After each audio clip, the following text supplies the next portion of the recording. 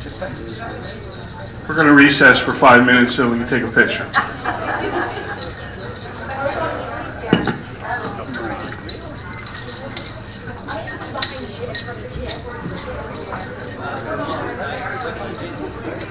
Get out of your way. Ready? 1, 2.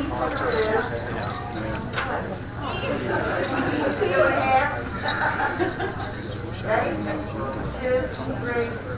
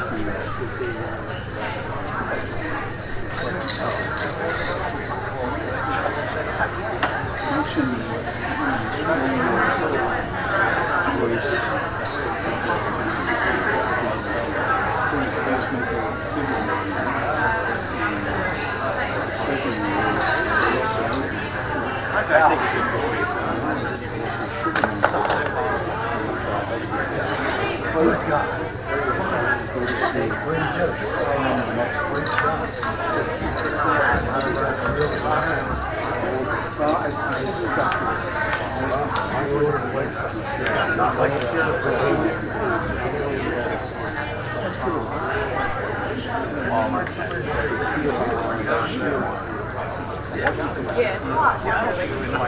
Like Florida and Colorado.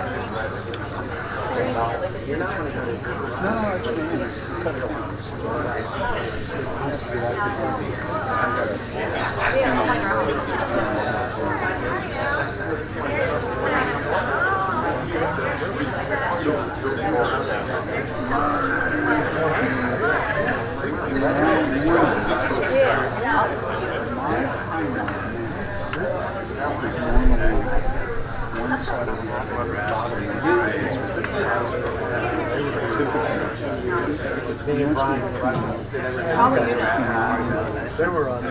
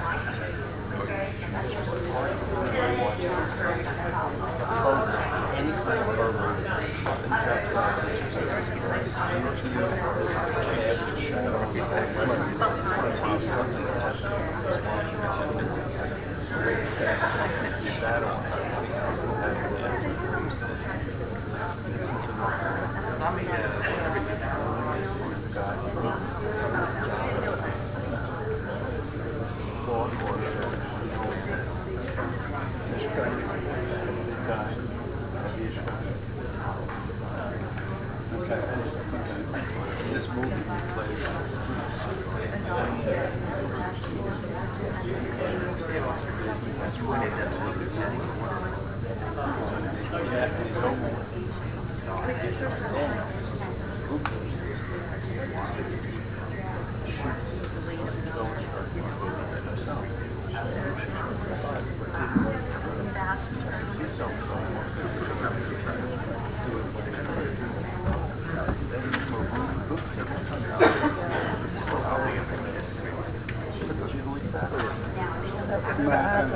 Never happened.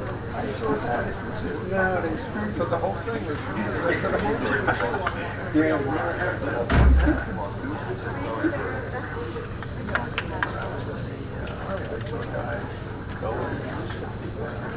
I saw guys go with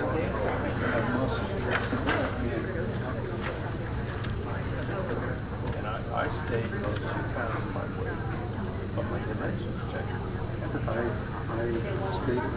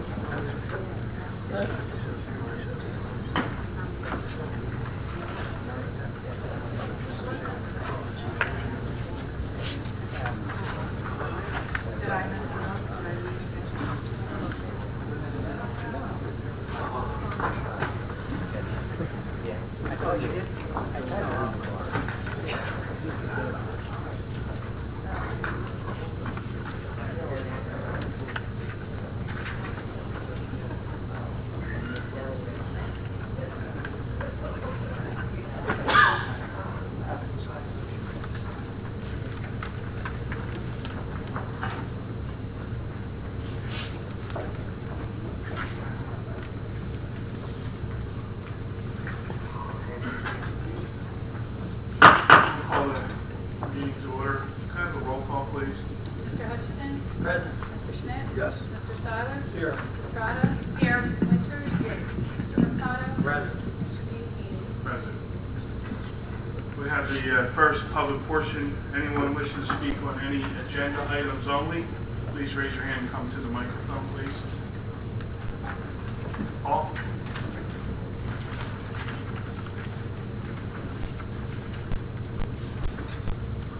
Good evening, Paul DiBartolo, Ohio Avenue, Blackwood, New Jersey.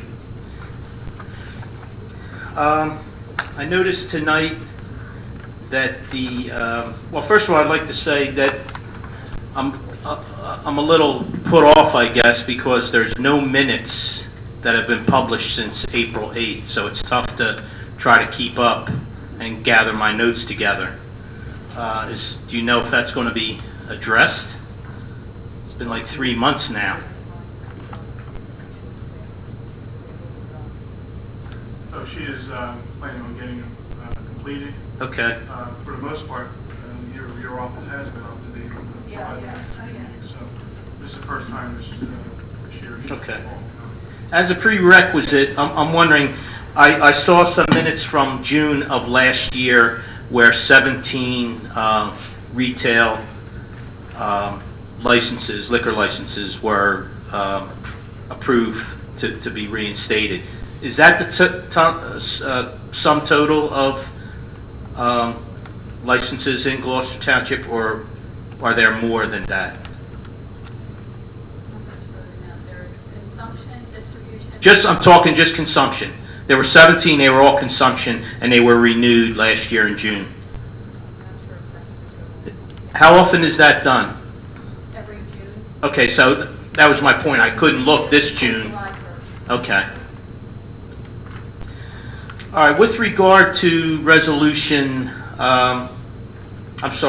agenda item 13-7-196, I had a passing acquaintance with what I would call the original owners of the Stone Grill, and as I'm looking at this, I'm noticing that these transactions are occurring between DHK Enterprises. Am I to understand that Stone Grill was sold to another organization, and that's who is doing business now and actually seeking to transfer to the OTB establishment? In Jersey. Person-to-person transfer from DHK Enterprises to Penn Jersey OTW LLC. Right. What my question is DHK not the original? Did they purchase the original owners of Stone Grill were? That'd be what their corporation is. Am I correct? So it doesn't have to say Stone Grill. I understand that. I'm asking if anyone knows, is it in fact a different organization?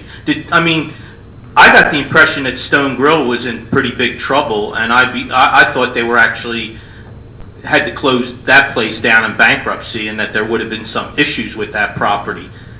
I don't see any of that here. It looks like a clean transfer.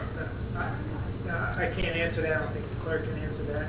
DHK Enterprises, Inc. is the current owner of that license, and it's a person-to-person transfer of the consumption license to Penn NJ OTW. Okay. On a similar note, and to me this all ties in together, as a concerned resident of Gloucester Township, and as you probably all know, as an individual running for, as a candidate for council, I'm interested in seeing business in this town boom and find a friendly atmosphere. So it's with concern that I've been to Tuscan Tavern, I've eaten there, and I tried to get some answers at the previous meeting, and there doesn't seem to be anything forthcoming. I'm trying to understand what was the problem and who the problem is with it. They can't. If you've ever been in there, you'll notice that it was originally built with a pretty large bar in there, and that's how it operated. And I would suggest it's quite a handicap to try to do business there. So, is there anything forthcoming as to what the problem was, or? Well, you were at last council meeting. Yes. That resolution was scheduled to be read and discussed and voted on at that council meeting. And it was tabled. There was a table of that council meeting, and it was announced when the resolution was read that the applicant had requested an opportunity to be heard on the intent to reject the license. And we indicated at that meeting that there would be an open public hearing of the Committee of Council on July 3rd at 10 a.m. in this chambers. And there was a meeting held where the applicant was present, which I would imagine when that resolution is called on tonight, we'll comment on that. But that applicant had an opportunity and used that opportunity to address members of council that were set up that committee, and what we call deficiencies were discussed and addressed. But apparently, it's being rejected as per the. Well, it's on a resolution. I don't know what the outcomes are. Thank you. Mr. Riley? Thank you, Mr. President, members of council. Dennis Riley, 300 Greenview Terrace, tonight as counsel for Randazzo's Tuscan Tavern LLC. The resolution tonight says ongoing issues of the applicant's inability to provide information sufficient to complete a proper background investigation with numerous items requested not being supplied. First, the statute's very clear that the one way you could, to have a hearing is if there's an objection. There was never an objection ever to this application. I hope everybody's had a chance to read or hear the minutes from the hearing that was held, a several-hour hearing where things were discussed at length. As I've said to the chief tonight, this is nothing against the chief or against the Detective Obermeyer. I understand the chief was out for quite a while, and Detective Obermeyer was I believe, his first investigation. This is your chance as a legislative body to make this decision. There were three of you, I believe, at the hearing. Three of you are here that were at the hearing. They heard repeatedly. I just recently came on board it was asked by the owners to come on board that Peter Rhodes, who has I've handled probably 80 to 100 liquor licenses. He's handled more than that. Both of us have repeatedly asked in writing and orally for what is missing. I've written to President Council, the Chief, Mayor, everybody saying, look, talk to me. This is the cleanest application I think I've ever seen. The only thing that, when I first saw it, that garnered to me any attention was the fact that the landlord's corporation was, if you did any liquor license work, you'd understand you don't name your corporation the Sons of Sicily LLC. And that was the only thing that made it even suspicious at all. As of the meeting last week, the only thing that was not provided, as requested, was the employees' applications. Anyone does liquor licenses applications, and anyone involving that investigation should know this. Those, once you have the license, it's mandatory that everyone fills out a Form E-141A. I'm very familiar with that, not only being an attorney for a lot of licensees, but as most of you know, I'm also a licensee. The E-141A goes on the reverse side of your license, which must be displayed inside the license premise. That outlines the various questions. This is a very unique application. It asks name, address of actual residence, place of birth, age, U.S. citizen, employed as, whatever you're doing. Are you going to sell, serve, deliver alcoholic beverages, date employment commenced, date employment terminated, ABC permit, and convicted of a crime, yes or no? The reason is those are the statutory things once you have the license. Until then, you don't even have to have an application form. This is the statutory application, and that's the only thing that we were told was missing. The criteria was obviously some misinterpretation of what it was. There's a question regarding the statute says consent to transfer. That was given last November. Says proof no conviction of a crime involving moral turpitude. Now, in this situation, the detective was very clear. Fingerprinted, there was absolutely nothing on Mr. Randazzo's background regarding any criminal background. The third is that they can prove that they had the funds to purchase the license. At the hearing, it became obvious there was some misunderstanding. I provided, when I came on board 3 or 4 weeks ago, I provided a CD, which Mrs. Randazzo had signed over, giving her part of the CD. The question was raised, well, the CD doesn't mature until 2014. Well, as I think most of us know, you can cash them in, but when you cash them in, you lose your interest, and that's what they did. They cashed it in. They put the money first in the Peter Rhodes escrow account, and then into my escrow account. They put $25,000 down. Well, that hasn't been turned over. Of course, it hasn't been turned over. They don't have the license. The purchase price was only $65,000. Now, the remainder, again, there was questions regarding, well, they haven't paid that. No, they have a line of credit from the bank for $50,000, way supplementing the 25, so that it pays for the thing. Therefore, it's clear. The third criteria, They have the funds to purchase the license. The one that was an issue at least the issue was raised. Mr. Carter mentioned quite a few times, is there any third-party interest in this? That was the boogeyman in the closet. I had all the members, Mr. Randazzo and his wife swear there is nobody else, and very frankly, that if there was anybody else and that was located, they'd lose the license. We then had the 5 owners of the landlord, which is very unusual. 5 owners. One of them is a state trooper and a Marine. None of them have a criminal background. Therefore, this was, again, some boogeyman. All 7 stood, there was a mention about affidavit. I said, no. I want them to be sworn in by the court reporter. They were sworn in by the court reporter and went under oath that none of them have any interest in this license, nor would they in the future. So therefore, all the criteria were met.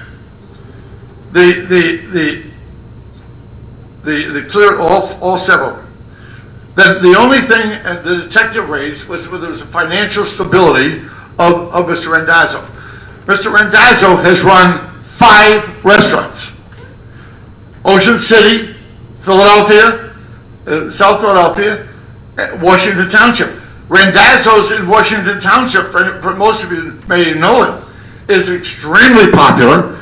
It grossed $850,000 last year. Their accountant for the LLC testified when I asked him directly on the point, is there any financial instability of this organization or Mr. Randazzo? He looked at me like I was nuts. No. He has always been a great restaurateur, and he's always been a great provider. His tax returns and everything are up to date. So therefore, there was no financial instability. There's something wrong. And this situation, this man is being attacked as if something's wrong. He runs a great operation. He has. And anybody who's been to the Tuscan Tavern knows that building was designed to be a tavern. I think probably, I know a lot of us here have been in there, and all of us probably have been in there one time or another. Yes, that's a tavern. That's what it's going to be. The president of the Laurel Hill Plaza Tenants Association testified. Every single tenant in that begged that this be approved. Because if Tuscan Tavern closes, it took them 7 years to fill the last time. If Tuscan Tavern closes, and I'm telling you right now, as the testimony was, if you turn this down, it will close. Period. It will close. The center will have the anchor gone. It will have a huge hole. I think it's 28 shops. They'll have no anchor. They need the anchor. That's a business that all of you as elected officials, mayor, all of us, and very frankly, are involved with the town, who've ever been involved with the town, want to see that place open. I don't think anyone in this room wants to see the Tuscan Tavern boarded up. That's the alternative. There's nothing against this applicant at all. Not one shred of evidence regarding anything missing, except for the applications, which don't exist yet. So therefore, this is ideologically wrong, but from a political standpoint, a governmental standpoint, and a patron standpoint, and a taxpayer standpoint, I want, and should, all of you should want the Tuscan Tavern open. It will not be. And ironically, somebody did, besides the loss of the jobs, somebody jumped the gun. The night before the hearing, we got a letter from a person from up North Jersey that wanted to buy this license, wanted to buy it, put it in the pocket, and he guaranteed he'd get it past council in Gloucester Township. Guaranteed, that's the word he used. Now, except for I think one person in this room, I know everybody up here. And I don't think anybody up here would ever say anything like that. You wouldn't do something like that. That's the word that was used. I can guarantee it. I'll get it done. To me, that means there's again, having done a lot of licenses, most of you know that the liquor license is a 3-strike rule. If there's a license with 2 strikes, which I believe there is, then that's one that you wouldn't want to have your hat on. This one has none. This is a clean license, a clean applicant, a clean restaurateur, a man with financial ability, a man with no criminal record, and he's being turned down because supposedly something's missing. Wait, let me read that resolution again. Numerous items requested not being supplied. I wrote 3 letters. Pete wrote like 4, asking what's missing. I never got the courtesy of a response, phone call or letter. And just because I'm a taxpayer in this town, and a licensee, and someone that's been involved in this town for 40 years, I should have at least gotten the courtesy of a response saying, hey, Danny, this is what's missing. That never occurred. This is a situation where this man should be allowed to have this license. More than that, this town should not be allowed to consider closing a really good Italian restaurant. We need it. And that building, oh, by the way, that building's already been approved for a place-to-place transfer because it already was a tavern. So that's the other criteria, that the location be approved. That location has been approved. This is something that we all think we'd like to do it. We don't want to put them out of business. And on behalf of the tenants, all the tenants there, I'm urging you to please approve this application, because otherwise you're closing the Tuscan Tavern. Thank you for your attention. Anyone else?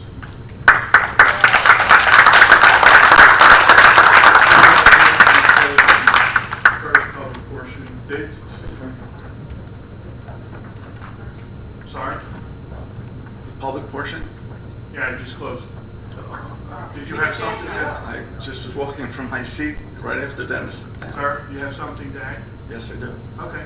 My name is- Agenda item, sir? Yes, it is. Okay, go ahead. My name is Frank Lauletta. I live at 13 Berkshire Drive in Washington Township. It was the middle of May. I spoke to Mayor about this issue, and he informed me that the chief had informed him that there were items missing on Mr. Randazzo's application. I says, I did not believe that to be true, but let's have a sit down. Let's have him tell us, because I know there was information that he had requested that we had delivered to him within days. That was the middle of May. I have never been responded to in that.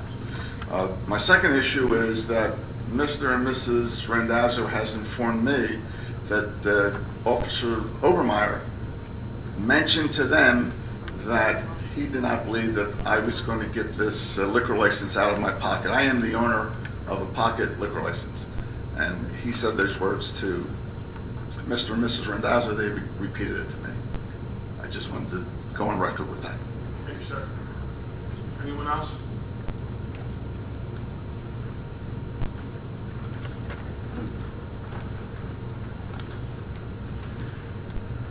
Hi, Tanya Brown, 1101 Atlantic Court, Sicklerville, Terrestria. 2 things. The ordinances where you list lot, block number, etc., is there any way that you can make that known, like the actual physical address?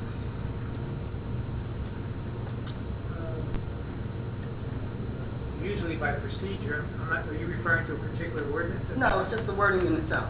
All the ordinances that are on for this evening? They have a lot and block number? Well, they're probably Yeah, but they not don't list partic- actual physical addresses. They're not particular lots themselves. It's an area, I would imagine. Lot 1 through lot 14, as this one reads, for example, which is Yeah, so it's a- 13-13. The ordinance prior to that deals with an overlay of I believe that's the New Vision redevelopment, which is back of the target.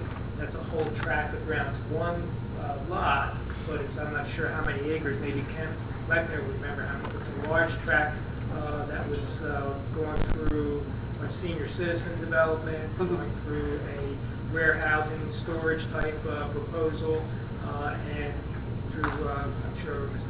Council President can address when it comes up for this first reading, communication with the residents as to what was a preferred use that would be less impact on the residents. So that's a large tract. Okay. Well, I was just wondering if when you do list these, that it would be including a physical address, you know, for people like me. For lots like that, I don't know, do they have an address there already, or do they wait till it's developed? For the new vision, there's not an address. It's just a section of the block. Okay. Second one, I guess I have to chime in. You can let me know if I'm on the wrong page in the wrong direction. But with regards to the licensing issue for the Tuscan Tavern, I have a question with regards to the statute that has to deal with special permits and qualifying development projects, which Tuscan Tavern does qualify for. So before you guys make a decision to say yay or nay, maybe if you're limited to, say, the number of licenses that you can actually issue in the township, there is also provisions for special project licenses that can be issued, which will not take away from what you currently hold. And that is statute 33.112.49. Also 33.124.2. Okay, so I know you mentioned Title 33, so I kind of did some research. And I also have a question with how the issuing authority is established here in Gloucester Township. How do you do that versus the board itself or any governing body? How is that done here? Well, the council is the issuing authority, the governing body of the township.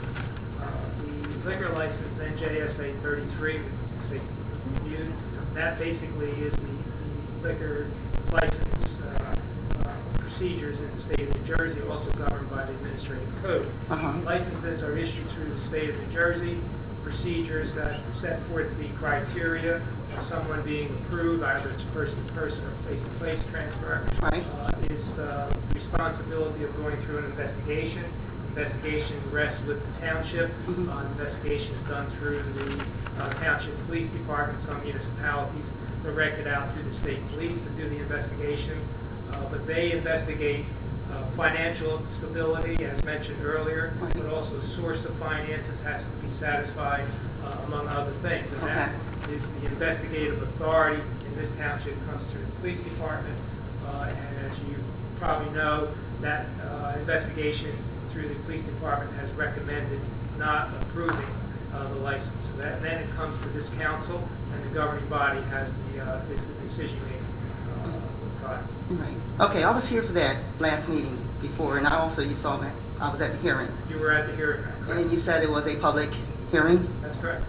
I must have missed that quote-unquote statement at the last meeting, not the hearing, because the gentleman that asked you if it was a public hearing, you said, no, the public can attend. They will not, if the public attends, they will be not asked to leave. It's not an open public forum. Okay, but it should be, correct? It was not an open public forum. It was open to the public. It was not an open public forum. It was an opportunity for the applicant. The applicant made the request.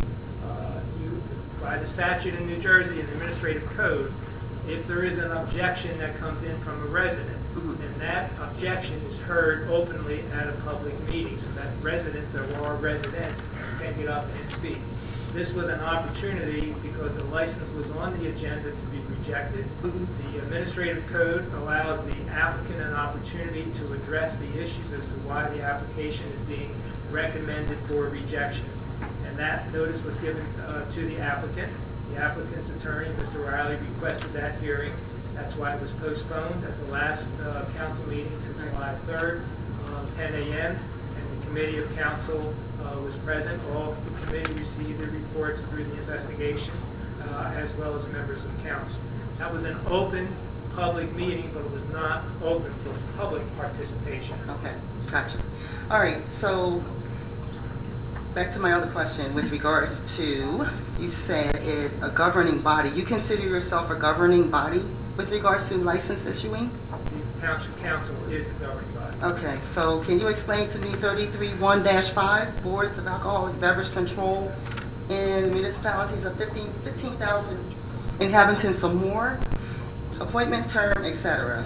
So it says something about, by resolution or ordinance, the governing board or body now established by law in respect to such municipality, a municipal board of alcoholic beverage control, which shall consist of 3 persons, no more than 2 of whom shall be of the same political party, who shall be chosen and appointed by the governing body, board of such municipality for a term of, and it lists 3 years.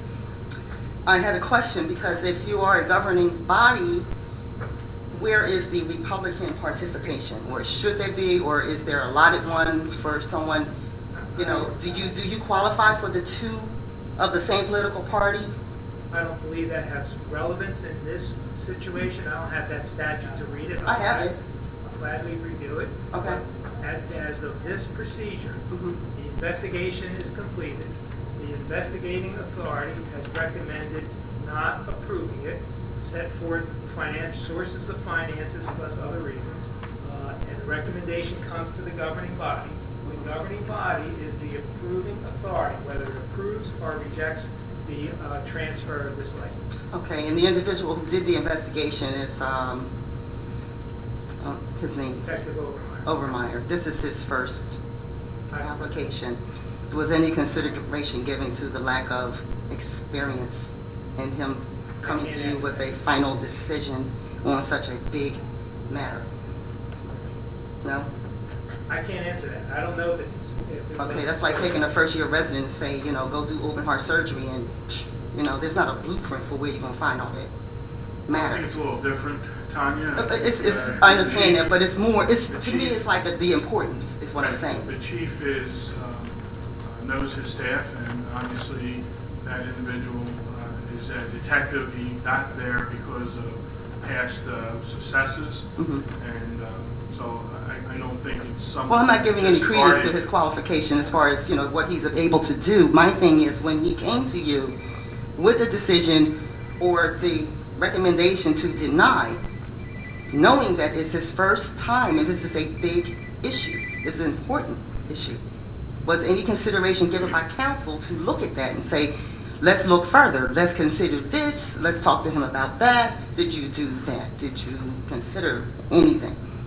No, we followed the statute as dictated by the council, and we had the hearing, and our 3 representatives from council were at that hearing. Okay. All right, so, hold on a second. Because I hear everybody talking about Stone Grill, and you want to issue them a license, right? Right? Not Stone Grill. DHK Enterprises? Well, DHK is transferring their license to Penn, New Jersey OTW LLC. Okay. Hold on one second, sorry. And that license goes through the same process, because that also involves person to person. It's not a place-to-place involvement, because the license was at that establishment. All right, is there, let's see here, I thought I had that, but I might not. Oh, it says here, a member of the community, competitor licensee, or other person can object to an application before the local issuing authority. After considering the objection, the issuing authority may decide to approve such an application. Persons objecting to the action may file an appeal with the division within 30 days. Is that me? Can I? Well, you're not an objector. Why not? If you had filed an objection to the license being issued, we'll talk about the Tuscan Tavern. You were someone from, as a resident, objecting to that license, either place or person. Once you formed your objection and send it in through the clerk's office to the investigating authority, at that point, you have a right to a public hearing by statute. Okay. You can come before the local governing authority at the time that that application is on to voice your objection. And that's open public meeting. Open public meeting, If okay. council then approves it, you have a right to appeal. All right, so where are we with DHK? Is that final? Open for That's on the public agenda. objection?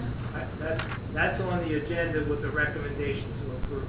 So I missed my mark? That application went through the same process. It was filed. fees were paid, just like on the Tuscan Tavern. I understand They were that. published in the newspaper, just like the Tuscan Tavern. Mhm. They went to the police department for investigation, just like the Tuscan Tavern. Mhm. They had to account for financial stability and sources of funds, just like the Tuscan Tavern. They go through the same investigating process. I don't recall who the investigating officer was. I would guess it was probably the same officer, but that process was the same. And a recommendation at the conclusion of that investigation to the local governing body was recommended approval. So you recommend approval, and the resolution is where? And where's the resolution for DHK? So, Resolution 196. So what status is it in? I'm sorry. What status, what's the status of that resolution? It's up to council to decide. That license came into council, put on the agenda with a recommendation for approval from the investigating authority. Okay, but my question There's no is, objection filed. all right, There's no objection filed, there's not a requirement for a public hearing. it says here, persons objecting to the action of the municipality may file an appeal with the division within 30 days of the effective date of the resolution. When is the resolution going to become effective? It's on for this evening. Okay, so I get a chance to file an objection. I don't believe you do, because you can It file, says it here. you can file your appeal. NJSA 33-1-24, 1-26, NJAC 13-2-17. You can file your appeal of that approval after it's read tonight if it's approved. Okay, but again, if you look into smart growth development and urban enterprise zones, Tuscan Tavern falls into that category. There are 566 special licenses that are issued by the state.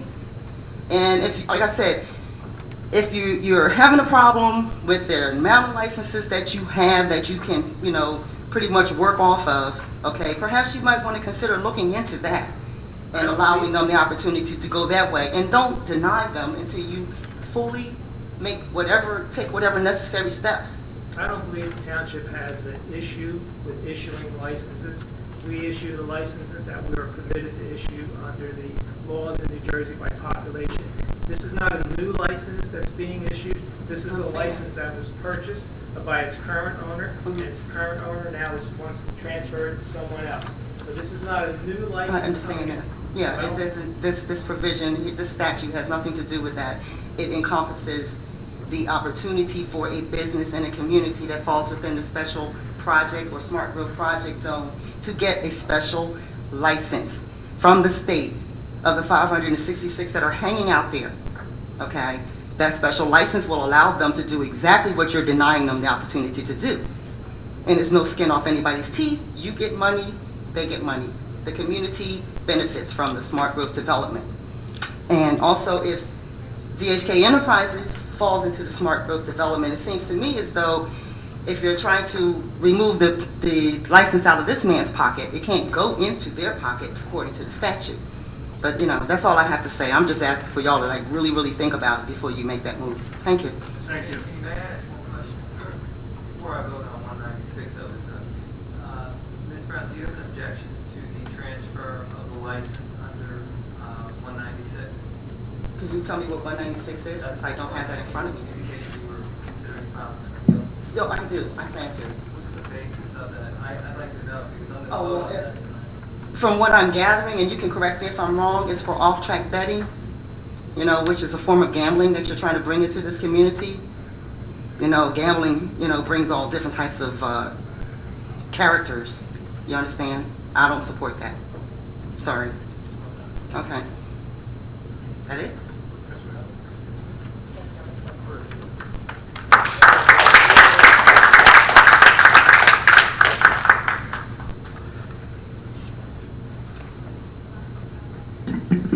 Good evening, Joanne Carr, Timber Birch.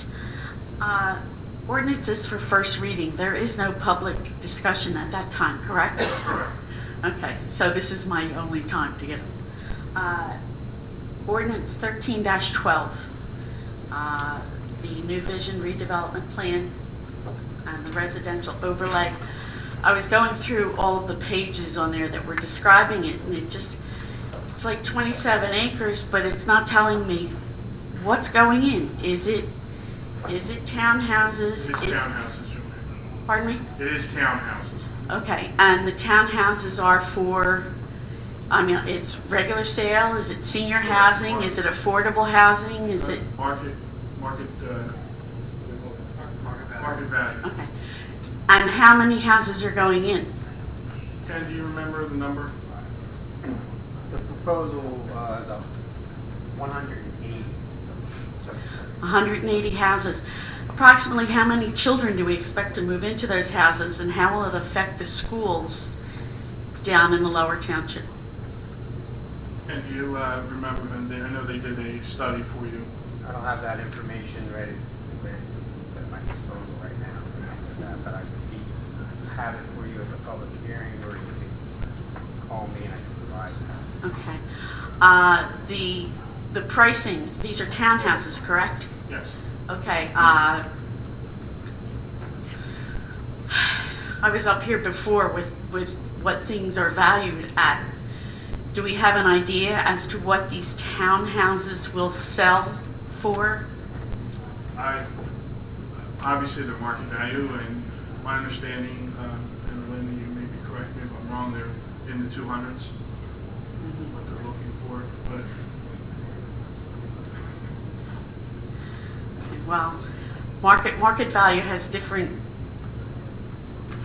meanings to different places. sure, you are aware that we had Orlando and I worked with the residents of Wyoke who had a big concern with what could possibly go there. Okay. And out of many, many meetings with the residents and with the developer and with Orlando and I, there was a lot of discussion, whether it could be industrial, how that would interact with their Quality of life. development and all that. And together with the redeveloper, the residents wanted a townhouse or a single home development. It was agreed upon that the townhouses would be a nice transition from the the commercial business to the residential, which is their development. So that was all agreed and worked out. So the people of Wyoke are okay with this and everything? Okay, I'm still concerned with the schools because, as you know, we have an issue with the schools, but, okay. Ms. Carr, if I can address the school issue. Yes. Valley Brook has 1,300 units in there. There are less than 100 children that come from Valley Brook. In their study that they provided an amount per house that's included in that. When Ken provides that information to you, you'll see the amount of students that may attend schools in that particular area. Okay. All right. Thank you. I'll probably be up at the second Absolutely. meeting, but thank you for this. Absolutely. And thank you also for discussing the liaison for the schools. I appreciate that, and I understand your thoughts, and hopefully you can get the minutes and be up on things. Thank you. Dave, can I ask you a quick question regarding the liquor license? If an applicant's application was denied, does that applicant have another bite at the apple, or is there a waiting period that they have to wait to submit an application or submit a new application, revise their application? Well, the applicant can file an appeal, administrative court appeal. So that is for the applicant was denied. Can the applicant, if a license is denied, an applicant who has a license denied can file an appeal to the administrative court's administrative type appeal. Can the applicant reapply? I don't know of any restriction that prohibits an applicant to reapply or the owner of the license. The owner of the license can definitely transfer that license to someone else if someone else can make that application. Can the same applicant reapply? I don't know of any prohibitions, so I have to look at that for you. But there's an appeal process for denial, or the owner of the license can transfer it to someone else or use the license themselves. Thank you. Yes, sir.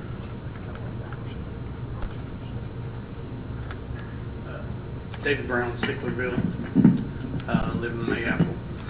A lot of conversation about the tavern tonight, and I didn't really come here to discuss anything, but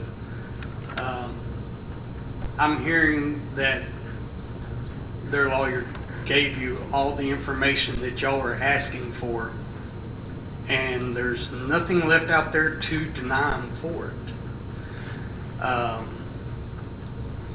I know in the past, the mayor has stepped in with restaurants here locally and helped get everything settled and get theirs passed. So maybe this is something that the mayor needs to step in and work between the ones who are wanting to get the license and the council, because apparently everybody's just wanting to pull at straws because they've given you all the information y'all need. Thank you. Thank you. Paul?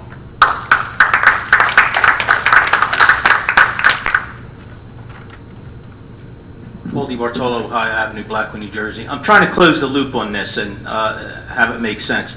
According to Mr. Riley, who I assume everyone up here will say he is to be believed. If not, maybe you could let me know.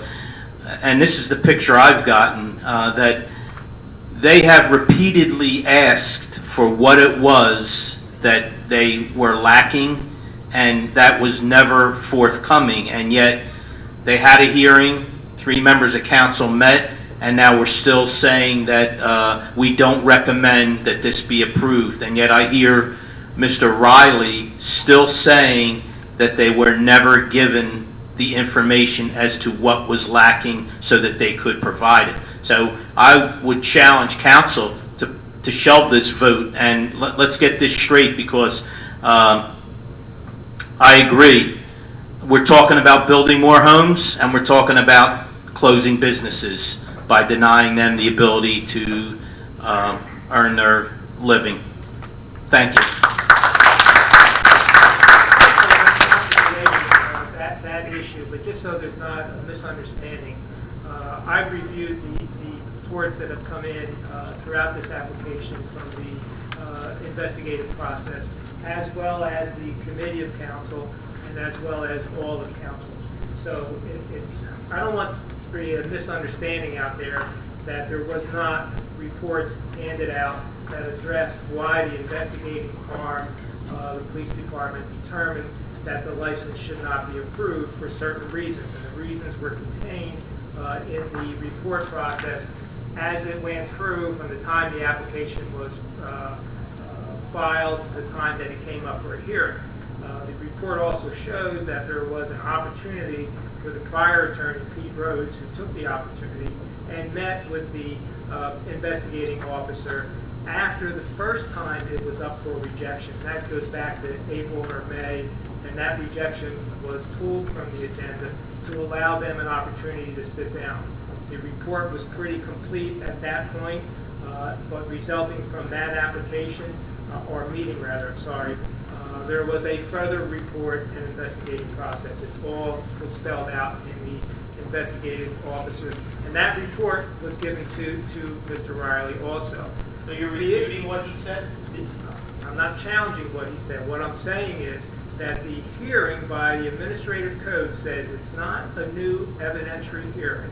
It's not a new trial process. It's an opportunity for the applicant and their representatives to appear before the governing body or committee to address what is contained in the report as to why they feel the report should not be considered and council should consider approving the application.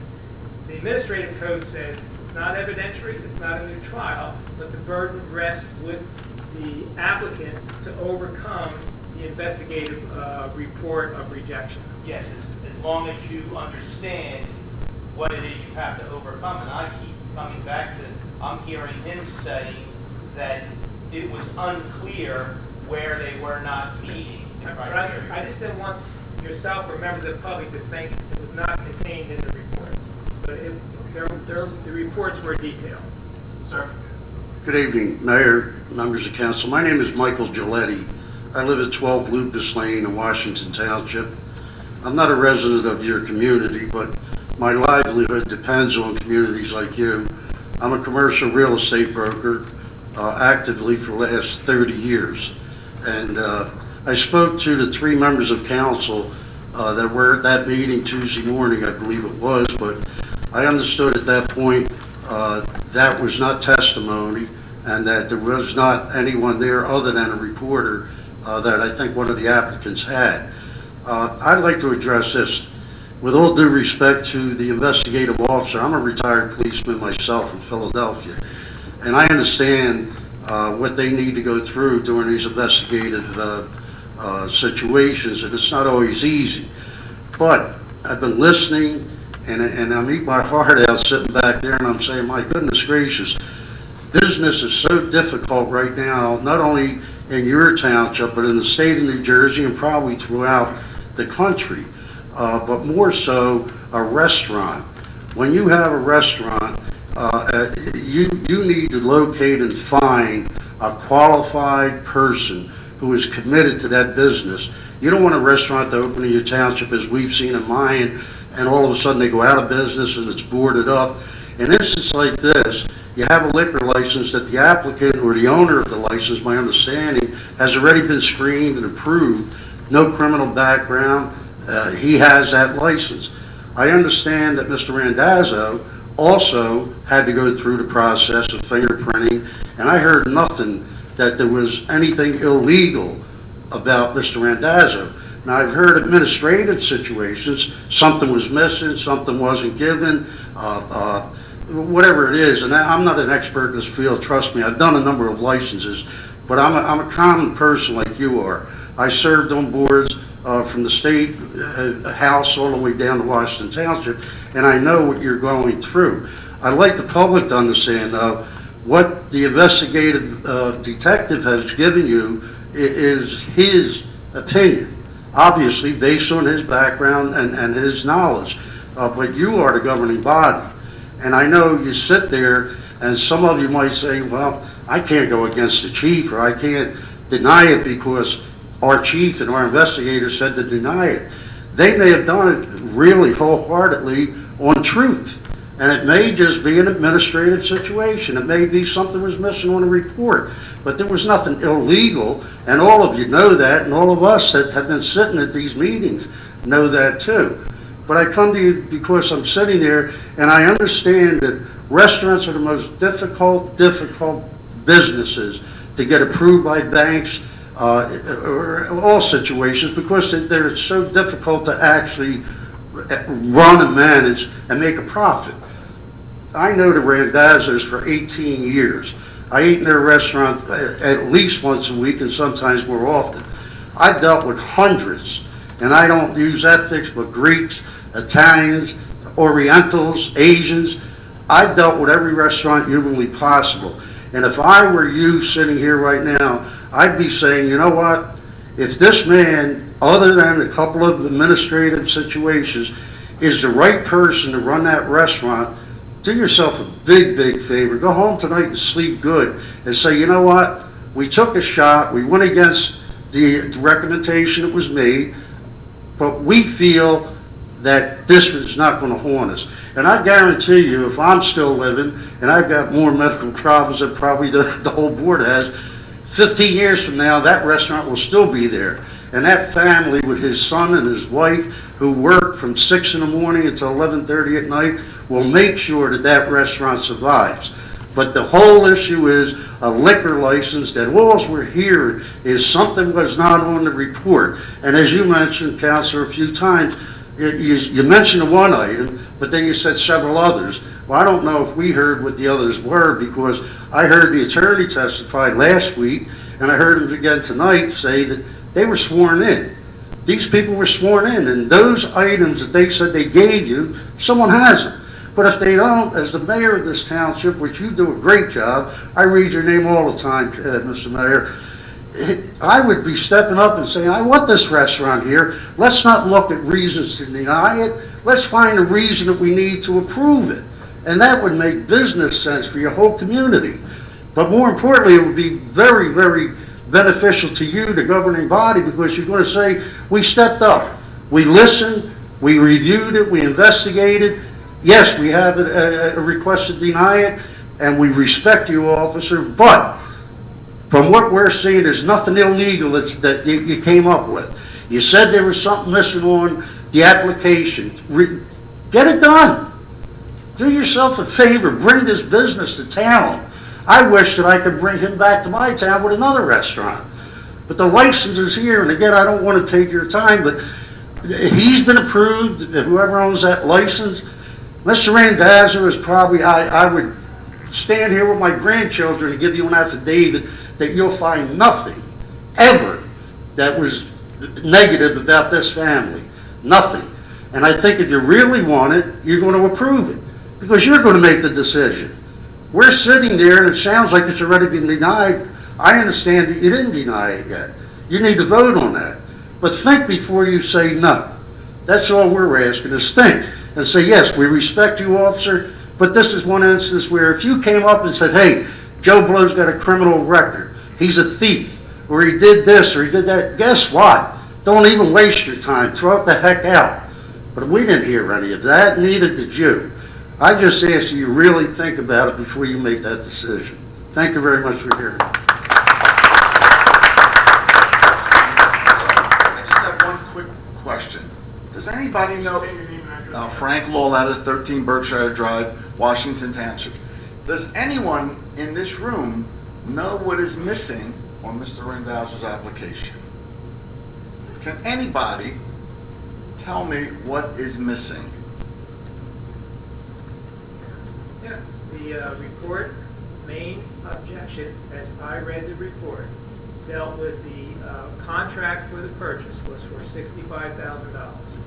The contract called for a $25,000 deposit.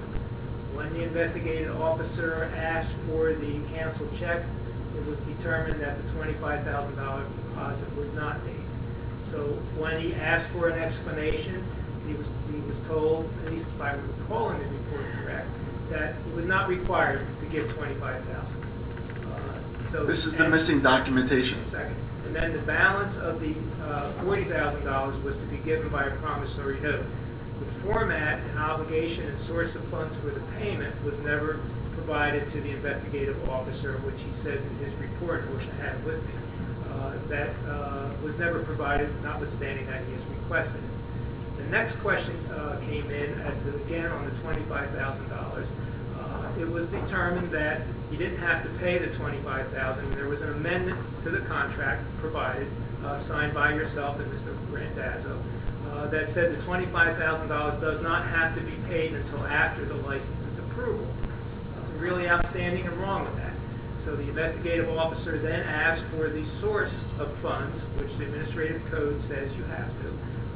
And it was then explained that you gave him $12,500 and your partner in the ownership of the building gave him $12,500. Then there was a letter provided saying that you did not have to pay back your partner the $12,500. So the investigative officer says, well, why do you not have to pay back the $12,500? And why is Mr. Loletto giving you $12,500 if he's selling you the license? So then it was explained to the investigative officer that the $25,000 was an incentive to be a tenant, not to be a license owner. So then they asked, well, why then did the money come personally? Because the authority of the investigating officer is to investigate the source of funds. Why did the $12,500 come from personal accounts and not from the Sons of Sicily LLC? And it said, well, we didn't have that money in our account, so we gave it to personally. Then why does it not have to be paid back? So then the investigative report says, well, I'm going to use my certificate of deposit. I have a $25,000 CD, and I've already used that. That's where the money is now transferred.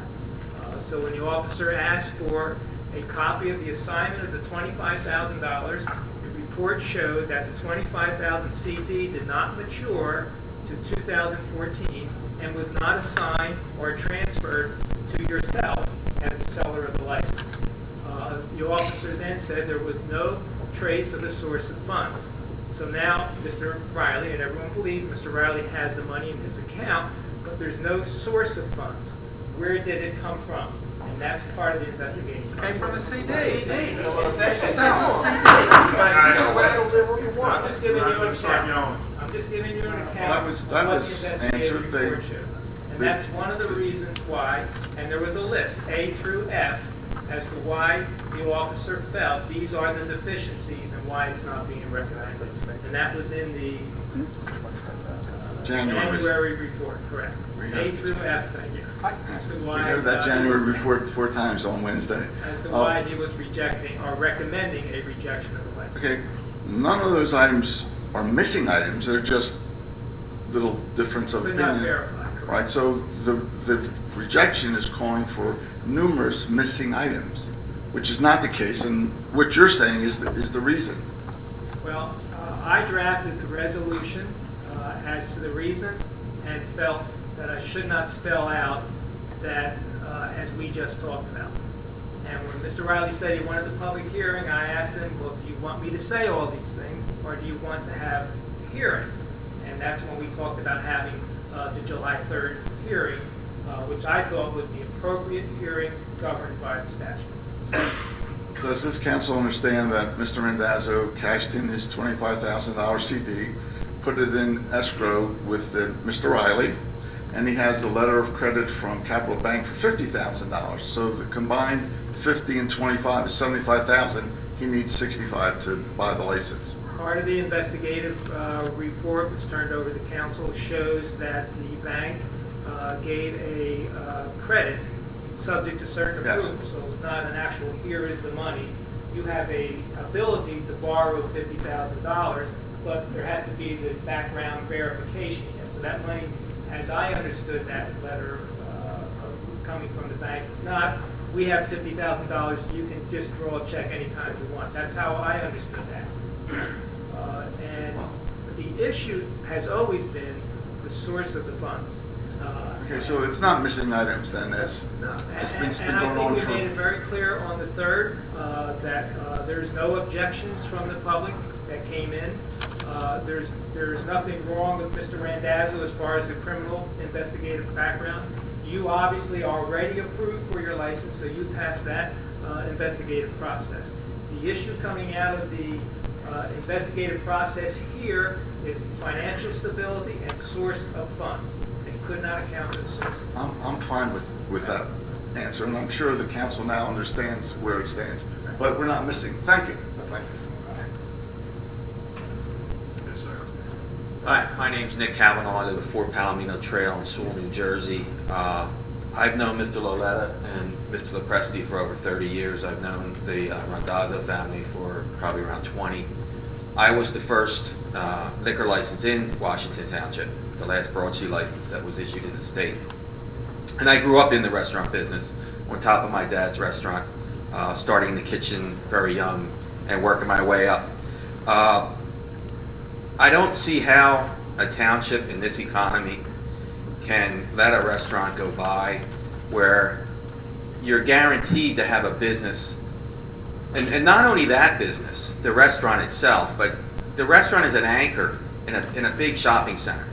So without that anchor, all those other businesses are going to suffer as well. You have a restaurateur who has a sterling record, who has run numerous restaurants, none of them without any problems, all of them made money. It takes a long, I've grown up in the restaurant business. Everyone thinks it's easy to own a bar and restaurant. They all want to own a bar and restaurant. It's tough work.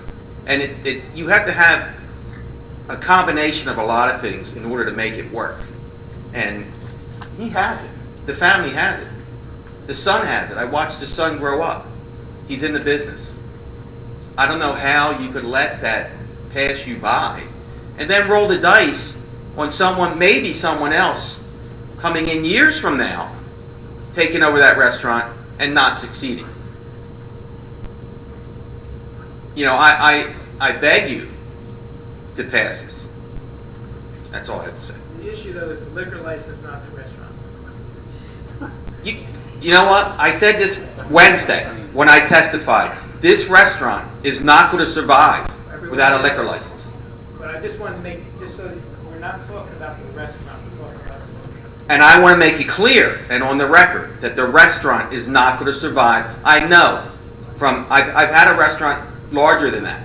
And without a liquor license, you're not going to make it. No way, no how. Thank you. Mr. President, I make a motion to close the first public portion. No. There's a motion. I make a second that motion. We have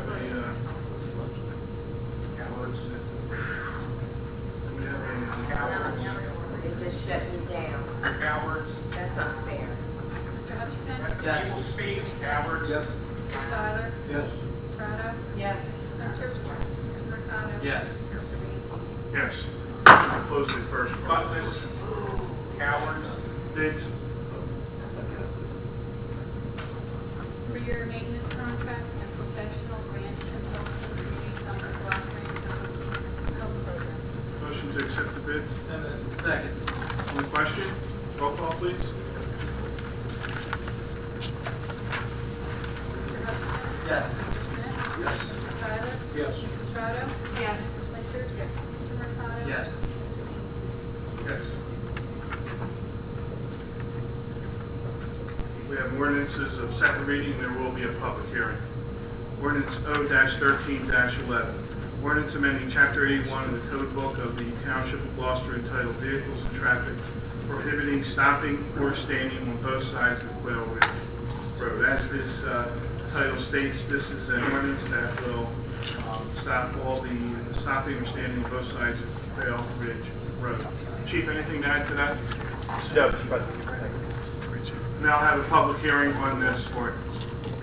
Seeing no objection, close the public hearing. Motion to adopt. Second. On the question, roll call, please. Mr. Hutchison. Yes. Mr. Smith. Yes. Mr. Seiler. Yes. Mrs. Estrada. Yes. Mrs. Winters. Mr. Mercado. Yes. Yes. Now have ordinances of first reading. Ordinance O-13-12. Ordinance of the Township of Gloucester County, Camden State, New Jersey, amending ordinance O-02-30, commonly known as New Division Redevelopment Plan to establish the New Vision Residential Overlay District. This ordinance will establish an overlay zone to allow a townhouse development. As stated earlier, this was discussed with the residents of White Oak, who had a large concern about what project was going to be going there. There could have been a lot of different ones. And as a result of council as well as the redeveloper and the residents, there was an agreement that townhouses or housing would be the best use of this land. And as a result, we have now established that. Motion to adopt. Second. On the question, roll call, please. Mr. Hutchison. Yes. Mr. Smith. Yes. Mr. Seiler. Yes. Mrs. Estrada. Yes. Mrs. Winters. Mr. Mercado. Yes. Mr. Bean. Yes. Ordinance O-13-13. Ordinance of the Township of Gloucester County, Camden State, New Jersey, amending ordinance O-0303, land development to amend the zoning map for tax block 13004, lot 1 through lot 14 along Lakeland Road. This ordinance is being amended to allow the rezoning of this property so that the landowners there had an option of refinancing their properties. Under the ordinance, the homeowners were trapped in a redevelopment zone, in a zone that would not have allowed them to refinance their homes. Dave, anything to add to that? With when the zone changed, they became non-conforming uses. That made it difficult for especially reverse mortgage processing out there. So the homeowners were being impacted negatively by being a non-conforming use. This kind of blends that use and still maintaining the commercial status. Ken has any other comments? That's about it. Anything to add to that? No, Mr. Carter covered it perfectly. Thank you. Motion to adopt. Second. On the question, roll call, please. Mr. Hutchison. Yes. Mr. Smith. Yes. Mr. Seiler. Yes. Mrs. Estrada. Yes. Mrs. Winters. Mr. Mercado. Yes. Mr. Bean. Yes. Ordinance O-13-14. Ordinance of the Township of Gloucester County, Camden State, New Jersey, amending ordinance O-0303, land development to repeal certain sections applicable to redevelopment plans adopted under NJSA 40A, local redevelopment and housing law. This ordinance is providing housekeeping by pulling out all the redevelopment zones and adding it to this ordinance. Ken, anything to add to that? Just to reiterate that the redevelopment plans are statutory plans that are adopted under a different ordinance, so they should be kept separately from the land development ordinance. Thank you, Ken. Motion to adopt? Second. On the question, roll call, please. Mr. Hutchison? Yes. Mr. Schmidt? Yes. Mr. Seiler? Yes. Mrs. Estrada? Yes. Mrs. Winters? Mr. Mercado? Yes. We have resolutions, table resolution. Move on table that. Second. On the question, roll call to untable the resolution. Mr. Hutchison? Yes. Mr. Schmidt? Yes. Mr. Seiler? Yes. Mrs. Estrada? Yes. Mrs. Winters? Yes. Mr. Mercado? Yes. Mr. Bean? Yes.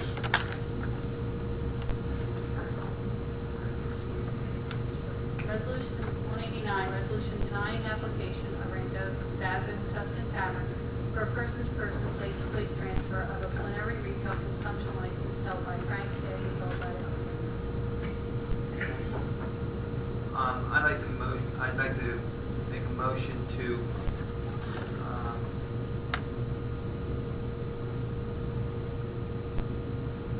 go along with the decision of the police, department detectives, to deny the application. It was a difficult, decision. I listened to all of the information and comments of the public, the interested parties, and I didn't hear enough on July 3rd to overcome the Detective Obermeyer's decision. And, they can file an appeal, or they can reapply. But many questions were in the back of my mind when I listened to what the various individuals had to say. And I think to approve this would not do justice to the police department's investigation. I concur with Mr. Hutchison. On the question, Just on the question, so that everyone knows, part of the committee present on the 3rd was Councilperson Tracy Trotto, Councilman Sam Seiler, Councilman Dan Hutchison, the clerk doing the reporting, and then keeping and myself. roll call, please.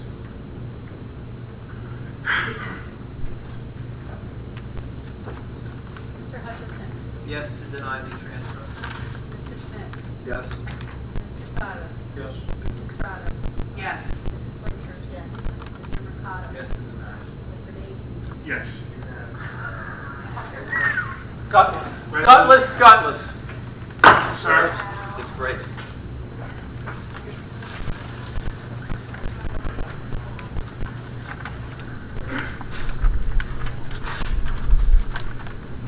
we now have resolution consent agenda. Any council person wishing to remove any of these resolutions, please let me know now. If not, do I have a motion to approve the consent agenda? So moved. Second. On the question, roll call, please. Mr. Hutchison? Yes. Mr. Schmidt? Yes. Mr. Seiler? Yes. Mrs. Estrada? Yes. Mrs. Winters? Mr. Mercado? Yes. Mr. Bean? Yes. 196, resolution considering application of NJOTW LLC for a person-to-person transfer of a plenary retail consumption license held by DHK Enterprises. Just prior to council making motions on this resolution, there's been, application has been properly filed, publication notice has been provided to the clerk as part of the application. There's been no objections filed, and the investigative process has been completed with the recommendation you have filed. A motion to approve resolution 196. So moved. Second. On the question, roll call, please. Mr. Hutchison? Yes. Mr. Schmidt? Yes. Mr. Seiler? Yes. Mrs. Estrada? Yes. Mrs. Winters? Mr. Mercado? Yes. Mr. Bean? Yes. 197, resolution authorizing the advertising of bids for Harmon Drive stormwater pipe. This resolution, as it states, is to authorize the bidding for Harmon Drive stormwater pipe improvements. The purpose of walking on is so that this doesn't become a worse situation. Tom, anything to add to that? That's accurate. Motion to adopt. Second. On the question, roll call, please. Mr. Hutchison? Yes. Mr. Schmidt? Yes. Mr. Seiler? Yes. Mrs. Trotta? Yes. Mrs. Winters? Mr. Mercado? Yes. Mr. Beatty? Yes. Mayor's report, Mayor?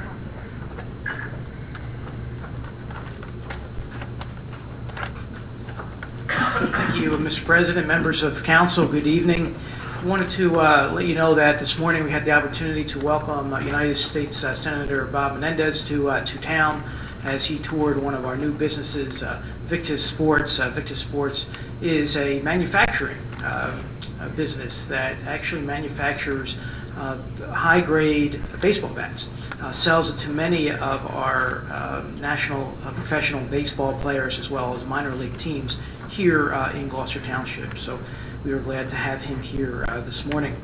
Also this week, coming up, we have the grand opening, the ribbon cutting of the GT Vision Center. It's a family resource center this Thursday, July the 11th at 2 p.m. As you know, our police department and the township have created several new programs aimed at reaching out to the youth of our community, such as GT Focus, the Handshakes Not Handcuffs, and the Gathering Place. And now that will all be under one roof, and that is this coming Thursday. We also have movie night this Thursday, July the 11th at dusk as well. Also, the Blackwood Farmers Market, again, every Saturday is now open in downtown Blackwood. And just want to thank council for your help in making really the largest shared services solar energy project in the state of New Jersey a reality with the partnership that we have as a township and both our local school district as well as the Black Horse Pike Regional School District. So thank you very much. We do not have any GTE Gov access questions, so we'll have the second public portion. If anyone wishes to speak on any agenda items, any item, please raise your hand, come to the microphone. Yes, ma'am.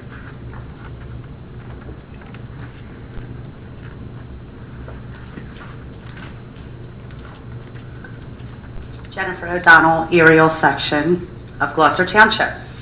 I noticed a house located on New Brooklyn Road, 1095 New Brooklyn Road, that looks like some kind of business is being run out of the house. There are fleet cars, sometimes up to 15 cars in front of this house.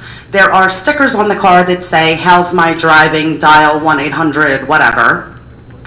I came up to the township, I think on the 17th, and checked with zoning to see if there was any permits or variances on this house. There are none. I left a message with the zoning guy with my name, phone number, address, and asked him to give me a call. I have not yet heard from him. That Thursday, I left yet another message with the gentleman who did not call me back. 2 o'clock that afternoon, I got irritated. I called the mayor's office. I have not heard back from him yet as well. One of my neighbors started to look into what it could possibly be. Either we think it's a group home, it's a halfway house, something is going on there.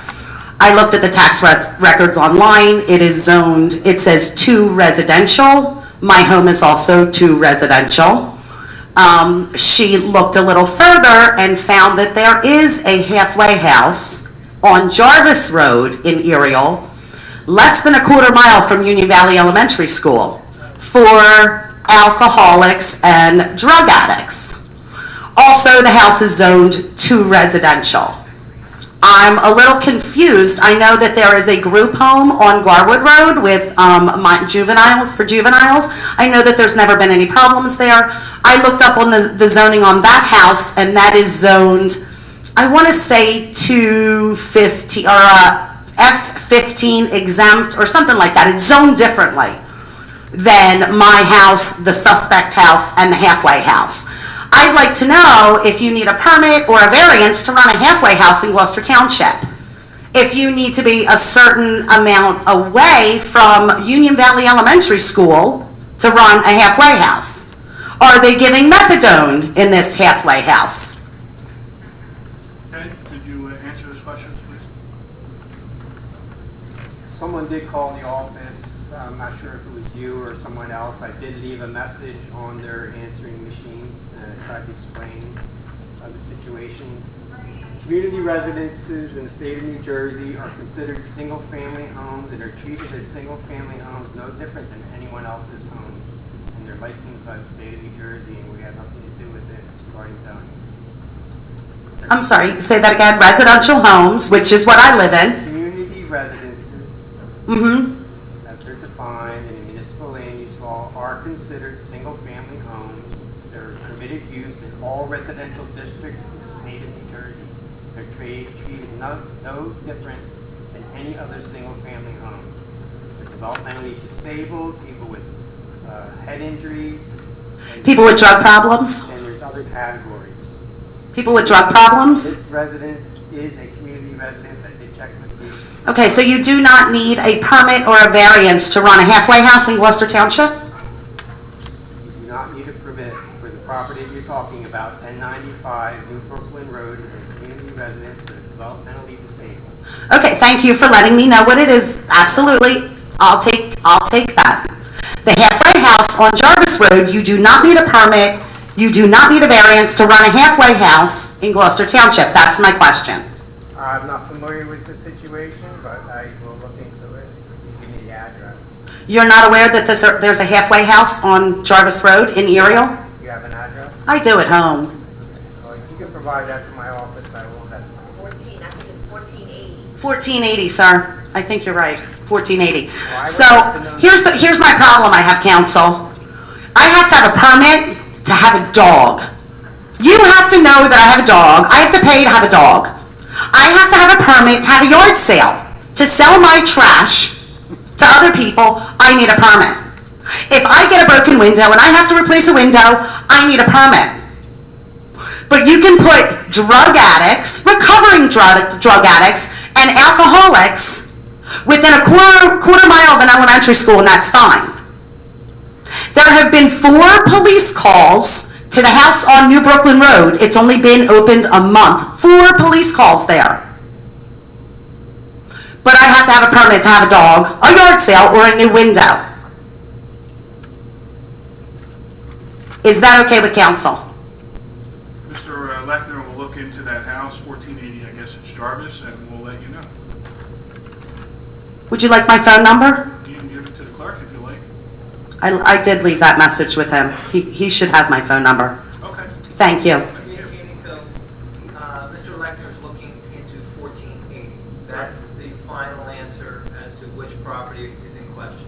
1480 Jarvis is what's in question with the potential being... The one on New Brooklyn, if that's for mentally handicapped people, I understand that. I don't understand why it's zone 2 residential. I don't think they should have the same zoning as us.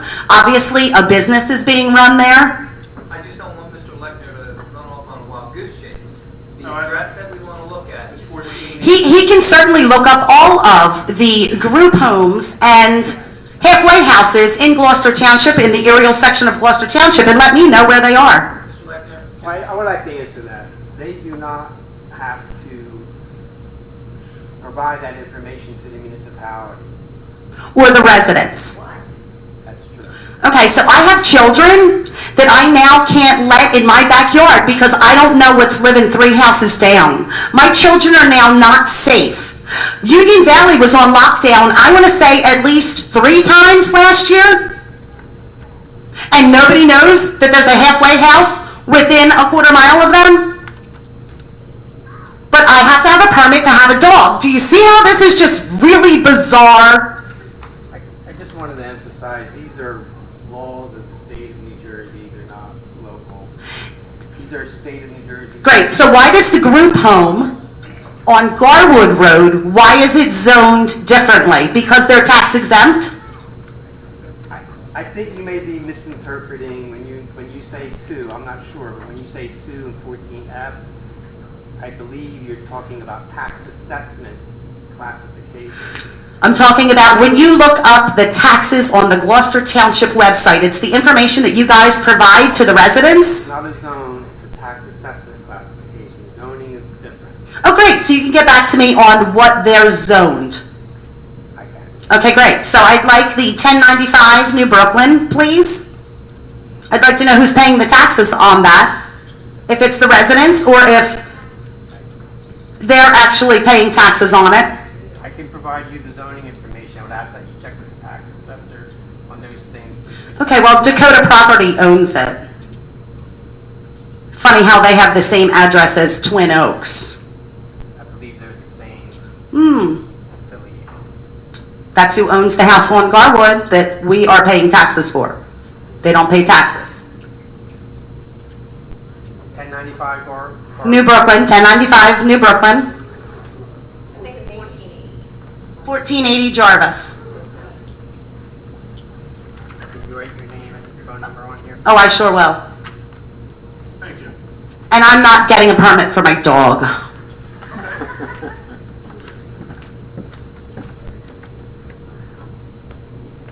Right?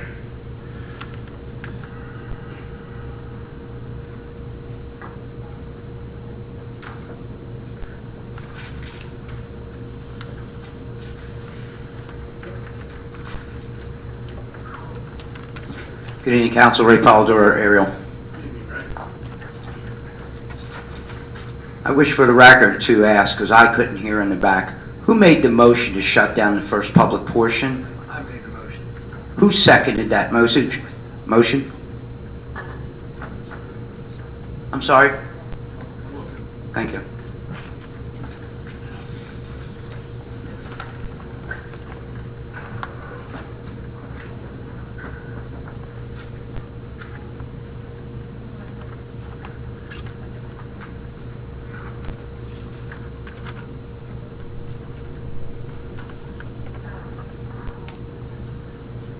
Mr. Hutchinson, seconded?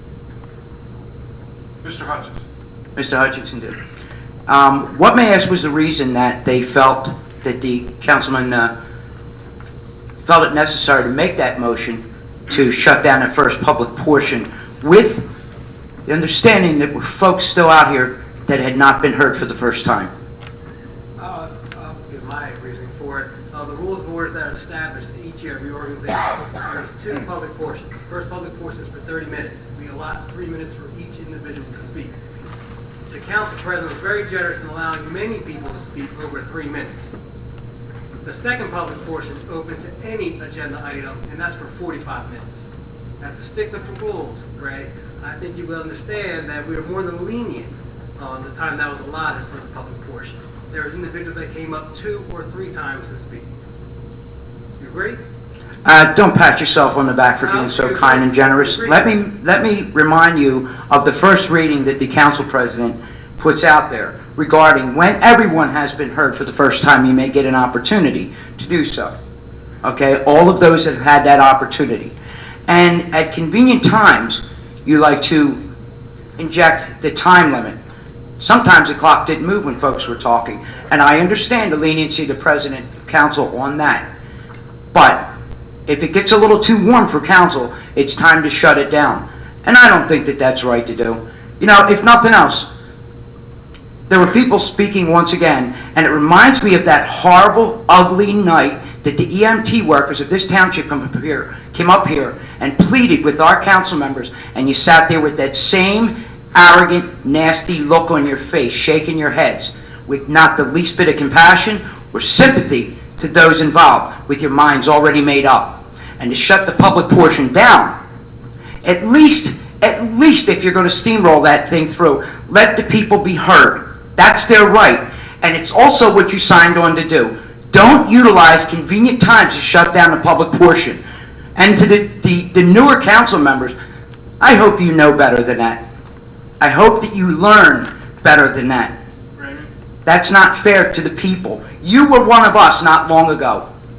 You were one of us. Try to keep that in the back of your mind. Because a 7-0 vote, with what we heard, not one of you had a little bit of doubt, not one of you had a question in your mind. Remember, most of you weren't there for that hearing. You found out secondhand. And you made a very, very concise determination tonight, based on what you were told, based on what you heard, based on what you read. Ray, are you questioning our investigator at the police department? No. No, right? Because you can't have it both ways. One day you hear, oh, we gotta save our police, they're the best in the world, and now you're questioning our investigators. Do you remember the comments you generally make about grandstanding? Actually, you sat here at the EMTs, and in hindsight, Ray, were you wrong about that? No. No, you weren't? No. Oh. Kennedy couldn't get out of here fast enough. You take an issue and you jump on it, Ray. You really care about liquor licenses? I care about businesses on a road like Blackwood Are you Clementon. going to object to the off-track betting? That's Am I going? business. Now listen to what I'm saying. A lot of employees. The most beneficial, profitable business on Blackwood Clementon Road are the red light cameras. Are you proud? Are you proud? Continue, Ray. Family-owned business and 7-0 vote. And Mr. Mayor, I'm sorry, but I'm sorry, Council President. I'm a little disappointed that the mayor did not even mention in his notes to council anything to do with that. Total disinvolvement. I just think that shutting that public portion down when there were people that weren't heard. I can somewhat understand if someone was getting back up for a second or third time, but there were people that still were not heard. Don't exercise that when it's convenient for you. That's pretty awful. And sitting there and you're doing it again, shaking your head. Already presupposed to what you're going to do, and that's it. Again, you did it. It's the second time. I lost a lot of respect for you guys when you put the EMTs out of work. And once again, I've lost a lot of respect for you when you are aiming to put a business out of town so decisively. Okay? Let the people speak. Okay? We've got all night. That's our jobs. Us to speak to you and you to listen to us. Thank you. Thank you, Mayor.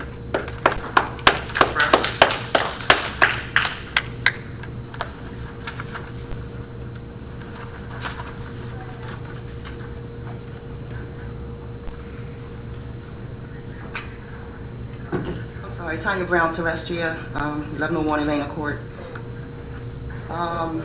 I think it's Garwood Road, Mr. Seiler. I saw you at the farmer's market.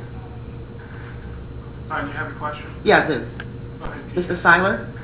It's directed to Mr. Seiler. Directed to me and I'll... Oh, I'm sorry. Mr. Bianchini, would you please ask Mr. Seiler if he met with me at the farmer's market, or we just had a discussion about a falling tree on Garwood Road? I believe Mr. Seiler sent that off to Mr. Maffa, I believe. He sent it to the code people. Right. To the who people? To the code officials. So they will be taking care of it? I believe the question, if I'm not mistaken, it's on private property. So the code enforcement will be out there to talk to that owner. Oh, I don't think I remember seeing the house there. Maybe it sets back or something? Well, just because it doesn't have a house doesn't mean it's our property. Okay. It's whoever owns that property would be responsible for that tree, and that's where code enforcement Comes in. will be doing their part on it. Okay. All right, do you know how long it takes? I'm sorry? Do you know how long it takes? Only because it's been like, we've had a lot of torrential rain, so I'm not sure how long that thing's going to Ask the stand chief leaning. If you could look into that and maybe provide us with whatever the next steps are. Oh, thank you. All right, I'm sorry. Busy phone. Okay, I was up here earlier about the prior issue. I just wanted to just kind of follow up on the legislator that declares about smart growth development and what I think this Tuscan Tavern fits into that. It is an innovative approach to land use planning that directs the state's resources and funding to projects that enhance the quality of life for New Jersey residents. Smart growth encourages the development of distinctive, attractive communities with mixed-use development, walkable town centers and neighborhoods, a range of housing options, and a variety of transportation modes. Small businesses, including restaurants and other establishments that serve alcoholic beverages, enhance the economic viability of a smart growth community and the quality of life for residents and visitors. Many municipalities in New Jersey do not have a sufficient number of liquor licenses for all the establishments that wish to serve alcoholic beverages to patrons. And in order to foster and encourage development in smart growth communities, it is appropriate to create special licenses to serve alcoholic beverages for establishments located in smart growth projects and to provide financial compensation to alcoholic beverage licensees in those communities who already have established businesses and paid market value for their licenses. So again, like I was saying about that, I don't know if, you've already denied their license, so hopefully when they go through with their appeal that the commissioner or director in Trenton will maybe place them under this type of, special license provision, okay? But again, they're there and they enhance the quality of life. You're talking about putting an off-track sports betting facility in the distance of Denny's and Friendly's family restaurants, okay? So you're bringing in patrons who are going to be drinking to no end, gambling beyond reproach, okay? And then they're going to hit the streets of Blackwood Clementon Road, angry, pissed off, excuse my French, because they done lost their money or they just don't care, okay? You're going to bring in all kinds of elements of characters into the community for betting purposes, for gambling purposes. And that, I thought, Gloucester Township is a great place to live, work, and play, okay? Not to be afraid to come outside, okay? Or not to be afraid to walk the streets, or not to be afraid to play, okay? That's all I have to say. Sounds like, Tanya, you want us to legislate morality. I beg your pardon? Legislate morality? Could you be more deep a bit, expand on that? Well, you disagree with gambling, so you say not in my town. Yeah. Is it legal? It's been legalized. So has selling or drinking of alcohol since Prohibition. It's been legalized. What's your point? So your point is that we should deny the owner of the property the opportunity to do something which is legal because we disagree with it morally. Does it enhance the quality of life for Gloucester Township? How is that? Disagree with it. No, I'm asking you a question. How does that enhance the quality of life for Gloucester Township? Some people it does. I myself don't gamble. Okay, so are you going to put this to a vote to the residents so you can determine whether it enhances the quality of life for the residents of Gloucester Township? Mr. Solicitor, are we able to do something like that? Better look at the off-track betting legislation. I would have to say that if the zone permits restaurant, food, liquor establishment, I don't know, I really can't answer, I probably should try to answer as to whether or not an off-track betting fits in legislatively. It does, but to respond to you, can you prohibit it? I would tend to think that you try to prohibit something that is permitted, there's constitutional issues. So I would tend to think, probably trying to give you a quick answer without putting any legal thought on it, that if it is a permitted legislative use, and your zone is permitting that type of establishment, restaurant, liquor, that if you try to say, well, you can have a restaurant with a liquor license, but if you're an off-track betting establishment, you can't be, you might have a constitutional issue. Well, I'm sure, yeah, that sounds like that would be a constitutional issue if you were looking at it that way. However, off-track betting, and you want to give them a license to serve alcohol, but you don't want to give a restaurant that pretty much adheres to the morality of the community, okay, and just serving alcohol during dinner, okay? You're going to have this place, it's going to be a restaurant, it's going to serve, it's going to have off-track betting, it's going to have alcohol. Is that the only place that's going to be on Blackwood Clementon Road when all this is said and done? Is it nothing, everything else is going to be leveled for parking? Is that what you're telling me? I have no idea what you're saying. You have no idea what I'm saying? I'm trying to listen. What I'm saying is this. He said that it's a constitutional issue with regards to if I wanted to appeal DHK Enterprises' license for the liquor or sale of liquor on their premises, okay, that it's a constitutional issue that I want to fight for one place versus I want to fight for the other place. Is that what you're saying to me? If you're going to file an appeal for the off-track betting establishment, as an objector, it is your burden to establish with the appellate level administrative court as to what basis your appeal is. Absolutely. That is the person license, but the license is already at that establishment. Okay. So, and Tuscan Tavern's license was not? Tuscan Tavern license was not at Tuscan Tavern. Okay. That's a license owned by Mr. Loletto. So it's Loletto transferring it to a person, then Loletto taking it out of his pocket in a sense and putting it over there. So it's place to place. And the place wasn't a liquor establishment bar before, but then it's also a person to person. But don't you think it would be beneficial to have them there to kind of offset what's going to happen at the other place? I don't think anyone disagrees that the Tuscan Tavern is ideal. We had our hearing on the 3rd. The tenant association for that complex was in, talking about issues centered on the investigation. That was the issue. Not whether or not Tuscan Tavern should have a liquor license, centered on The investigation. Okay, you had a conflict, and so did Councilman Hutchinson. What was that? I know of the Randazzo family.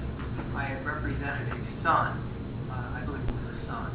I have very favorable opinions of the family. I had also received a phone call from an individual who had inquired as to the process. So I wanted to bring all of that to the attention of, the legal representative for the Randazzos, the people on my council committee, and Mr. Randazzo nor Mr. Riley, his legal representative, had a problem with me sitting on the committee.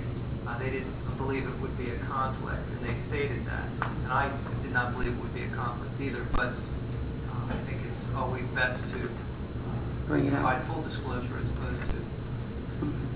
Mr. Colomier?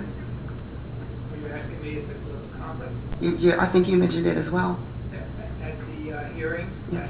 Mr. Hutchinson mentioned it to me in advance, said he wanted to make full disclosure. I told him I didn't feel it was a conflict, but that it was appropriate for him to make the right decision to make disclosure. Part of that disclosure process, if you recall, was asking Mr. Riley or his client, or Mr. Loletto, if anyone felt there was a problem. They all said, we don't feel that there is a problem. Okay. I don't feel there is a problem. Okay. I have a question, one more last question. And I hope you don't take this personally, but is anybody on council personally attached to DHK Enterprises, investment-wise or other? I'm sorry, what was your question? Is anyone on council or family associated with anything that has to do with DHK Enterprises? And or? I'm aware of. No. May I ask, why would you think that? I just had a question. Okay. That's it. Okay, thank you. Thank you. Yes, sir.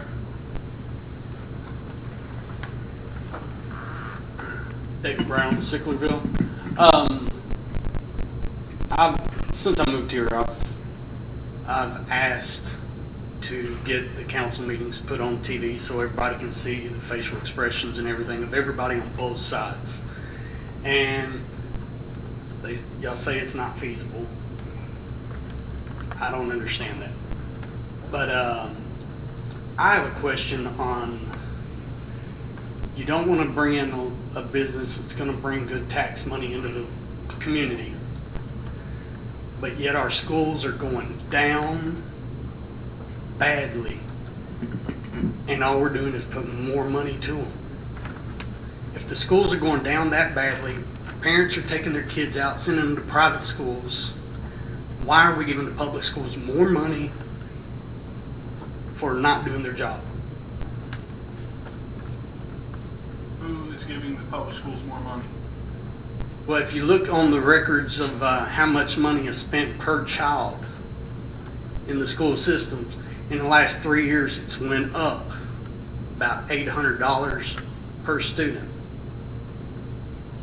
But yet we have less students because parents are taking them and sending them to private schools. And 7 of 11 of our schools failed. The only place that's a good record is baseball batting average. I mean, 36%. Our test scores in reading are going down. USA.com has rated our school system 2.5 out of a 5. And yet, I mean, the superintendent just left after 4 years. School record's gone down every year. He retires, great. I mean, I don't really know him and everything, but we have got to do something about our schools. And it just seems like nothing's being done except teachers that aren't teaching are getting to do whatever they want. And we need to start making it so if they're not teaching, 10 years gone, you don't have a job. I mean, we got to get good teachers that are there to educate the kids. And I know you've worked with a lot of kids. And you've done a great job. That's the kind of teachers we need. Brad, have you brought this to the school boards? I keep asking when their meetings are, and I keep calling around, and I cannot get anybody to call me back. For some reason, I've had that problem. I've called the mayor's office 3 times. It's on their website, sir. Did you look on their website? What is the website for the schools? You know? Everybody know what You can just Google Black Horse Pike Regional School District, it will come up. Or Gloucester Township. Why can't I call and somebody actually answer? But I asked you, did you go on the website? Have you looked? I have been on the website. That's how I found out what the school scores have been. Okay, so I'm just recommending to you that you go to them and talk about it. They know what they need to do, and that's an elected body that you should get in front of and talk to them about this. But that's the problem. You got people who are sitting here who are elected who, when I brought up I'm from Tennessee, Amy Tarvis told me I needed to go back where I came from. And you said that she has taken care of it. She has yet to call me in a year. A year. I'm still waiting for a phone call from her. And what does she do? Get elected to another position. Come on. Let's get real. Mr. Brown, my children... We're people. My children have been educated in the Chew school system and Glenland school. I have nothing but kind things to say about those schools. Where are your children being educated? Tennessee, and I'm homeschooling. So, if they're educated in Tennessee and you're homeschooling, are you just simply looking at a report and basing your opinions on these reports? Well, I'm looking at where the newspaper comes out and says 7 of the 11 schools failed. But statistics will tell you anything you want them to tell. Exactly. So I'm That's my point. You're saying exactly it. Tell them that first. You're making statistics to say whatever you want. Firsthand. Use it, My both children sides. have been educated in the Gloucester Township school system, okay? And they compete at the highest levels today. That's great. There are kids who And have all made four it of them- through. All 4 of them have been classified. They all started when they were 3 years old being educated in the Gloucester Township school system. Because they had disabilities. Okay, all 4 of mine do have Now- disabilities, and that's why I'm homeschooling them. Now my sophomore is at a university and she competes with the rest of the students there. My other son is a junior at Bishop Eustace and is competing at the highest levels there. My other 2 are at Glen Landing School and they're competing there. That's great. That's great. But when 25% of the kids go to college and they take remedial courses because they can't pass it, we have a problem. We need to look at the teachers that are not doing their job. We have some great teachers. I actually ran a Bible club in Tennessee where we're allowed to teach Bible in our public schools because evolution is a religion. They allow Bible to be taught in public schools too. Ever since we took Bible and our Christianity out of our public schools, we have went down. We're ranked 17 in the world in our math now. We used to be in one of the top 2. 17th in the world. We didn't. I encourage you to go to the school board meetings and I would emphasize that all this is good stuff that you need to get involved with them with that. I'm just saying, don't hurt us by not getting more businesses in here to bring tax money and later on having to raise our taxes because you canceled businesses. Thank you. Thank you. Yes, ma'am.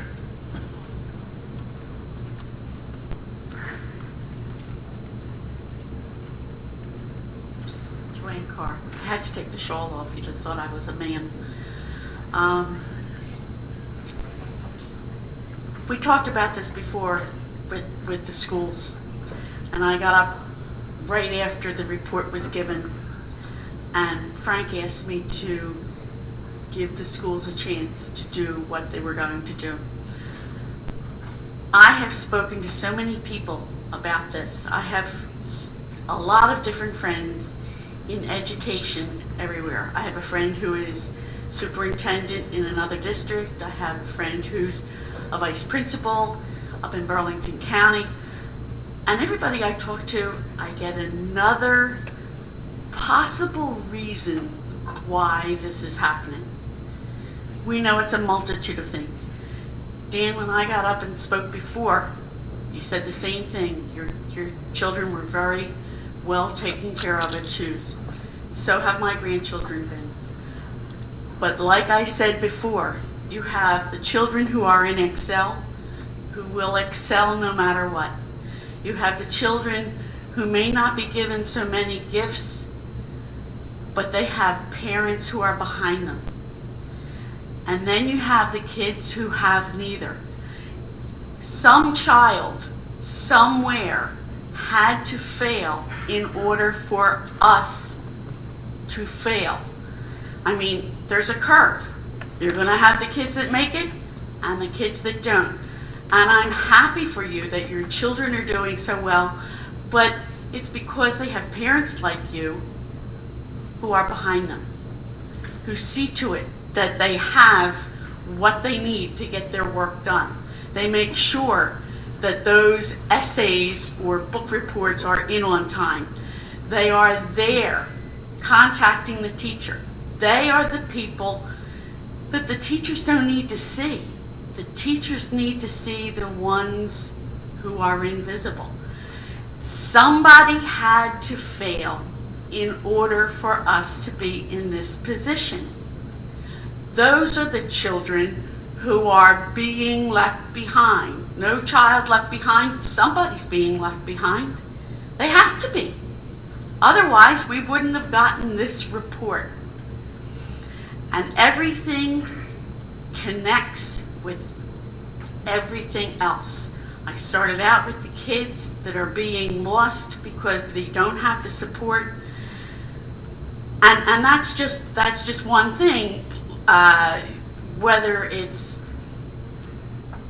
handicapped children, whether it's people who are transient and don't live here throughout the year that are bringing our things down. So many different things that are the causes. And I understand that. But it is impacting us economically. I told you before, I'm paying $195,000, an appraisal of $195, but the house 2 doors down went to $140. We have certified rateables. As far as I'm concerned, I think they're certifiable because a lot of people in my neighborhood are not getting what they're paying the appraised rate for. And we're building homes. We're going to build new homes.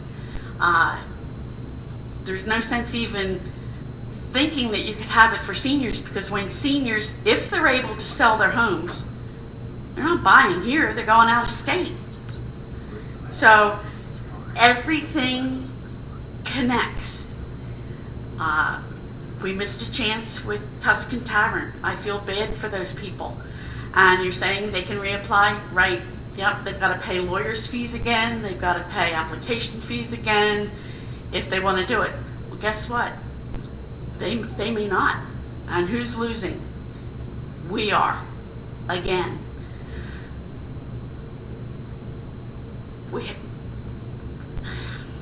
I appreciate the opportunity to vent. I appreciate the opportunity to say what I have to say. But I think you really need to think about it. Sit down together and talk it all over and see what you guys can come up with to see about getting us out of this pickle because it's not getting any easier. Thank you, Joanne. Anyone else? Yes, sir.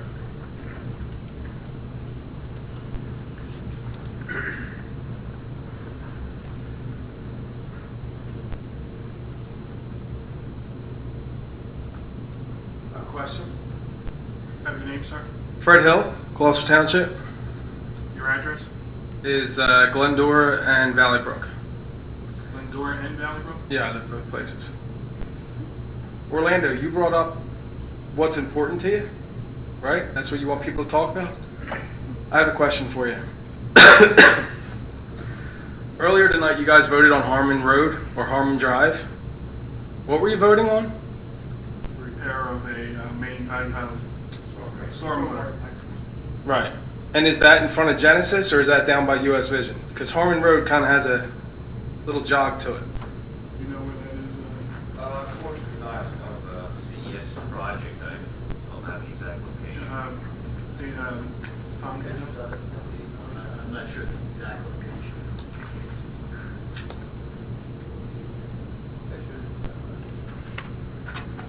See if it's in here. There's part of it the US Vision's on, and then the other part in front of Genesis is like bulldozed. It says 240 Woods Lane.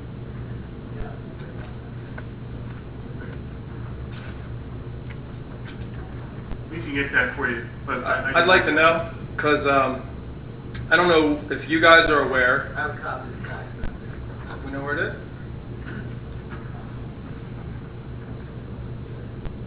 The report that was sent, the work agenda session.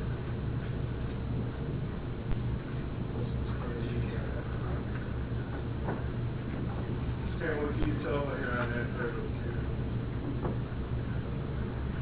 is choose Off of,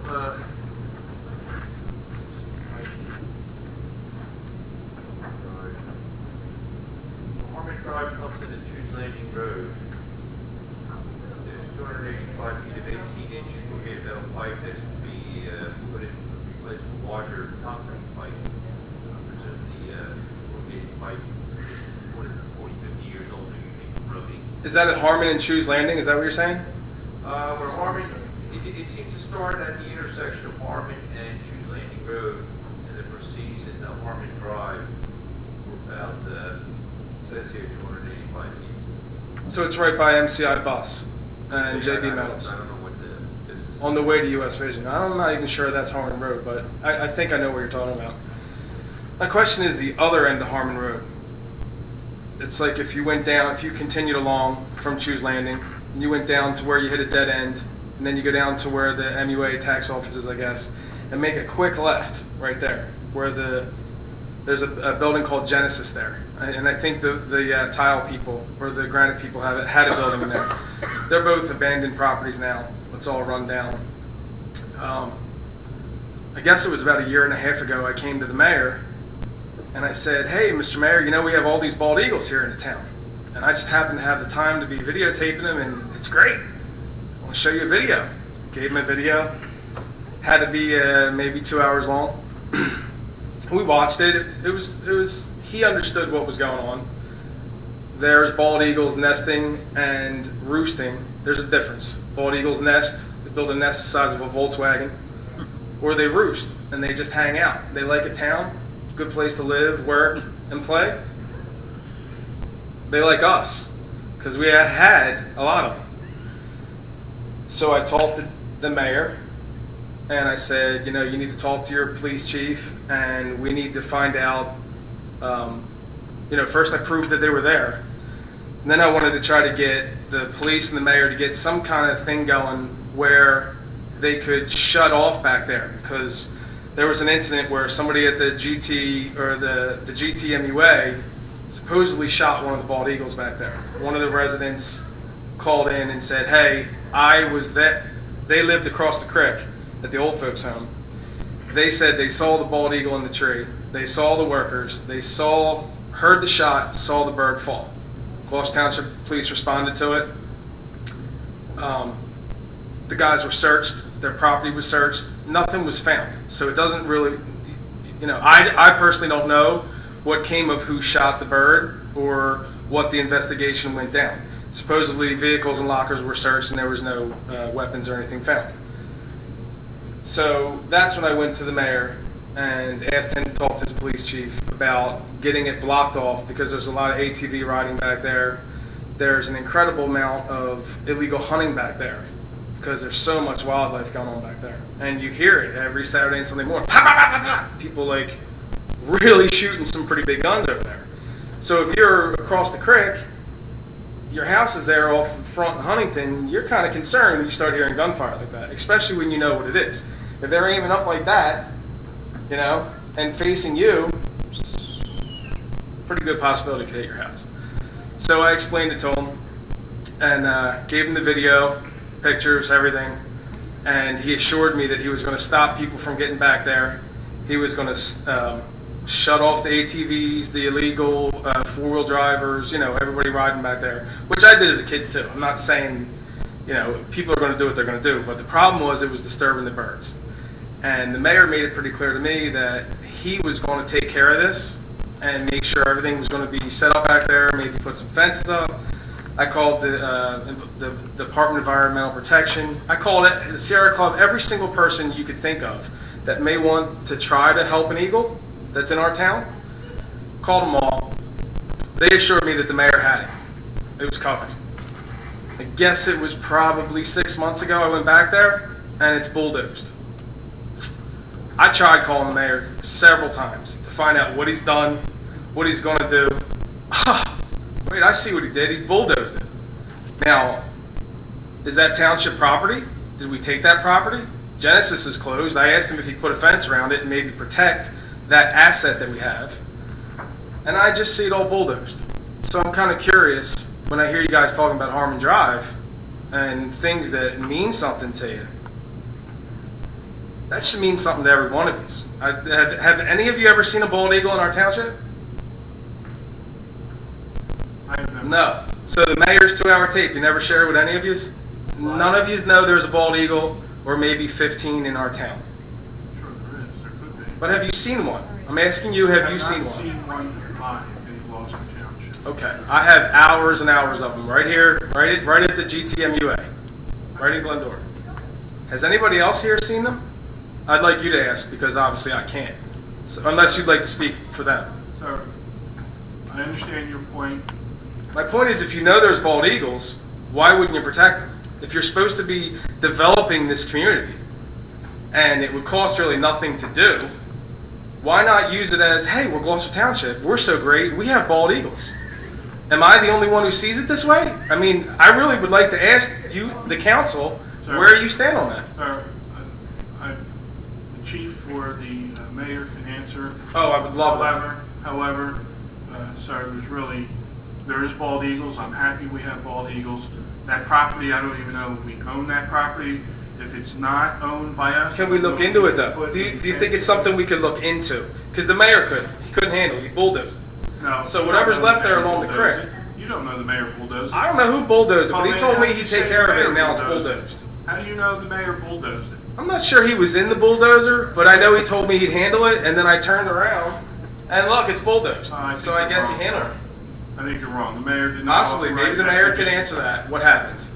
Sir, I don't think the mayor would bulldoze a property that may not even be ours. So I appreciate your Maybe we could comments. look into it further. And we will try to do that for you. That's great. Thank you. Anyone else?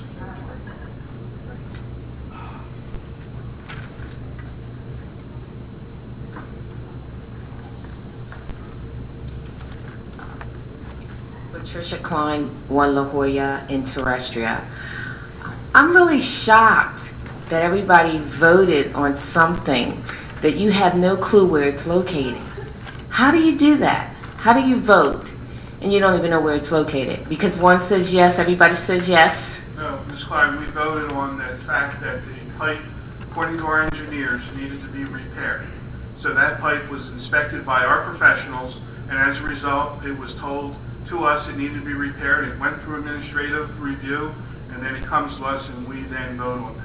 Okay, but no one knew where it was located. No, it was talked about. We saw photos at the workshop. Okay, but no one knew where it was located. But the question was asked if it was near a certain property, and that we were unaware of. Okay, I have a question. The question is, among you all sitting up there, Does anyone have a financial investment in DHK Enterprises? That question was asked, and the answer was no. And again, I would ask, do you have a concern?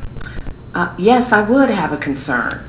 If someone in the council had a invested interest financially in this corporation, and it seems like it's been very quick to pass to get the liquor license, to pass it on, to transfer the liquor license, but the Tuscan Tavern is having some concerns.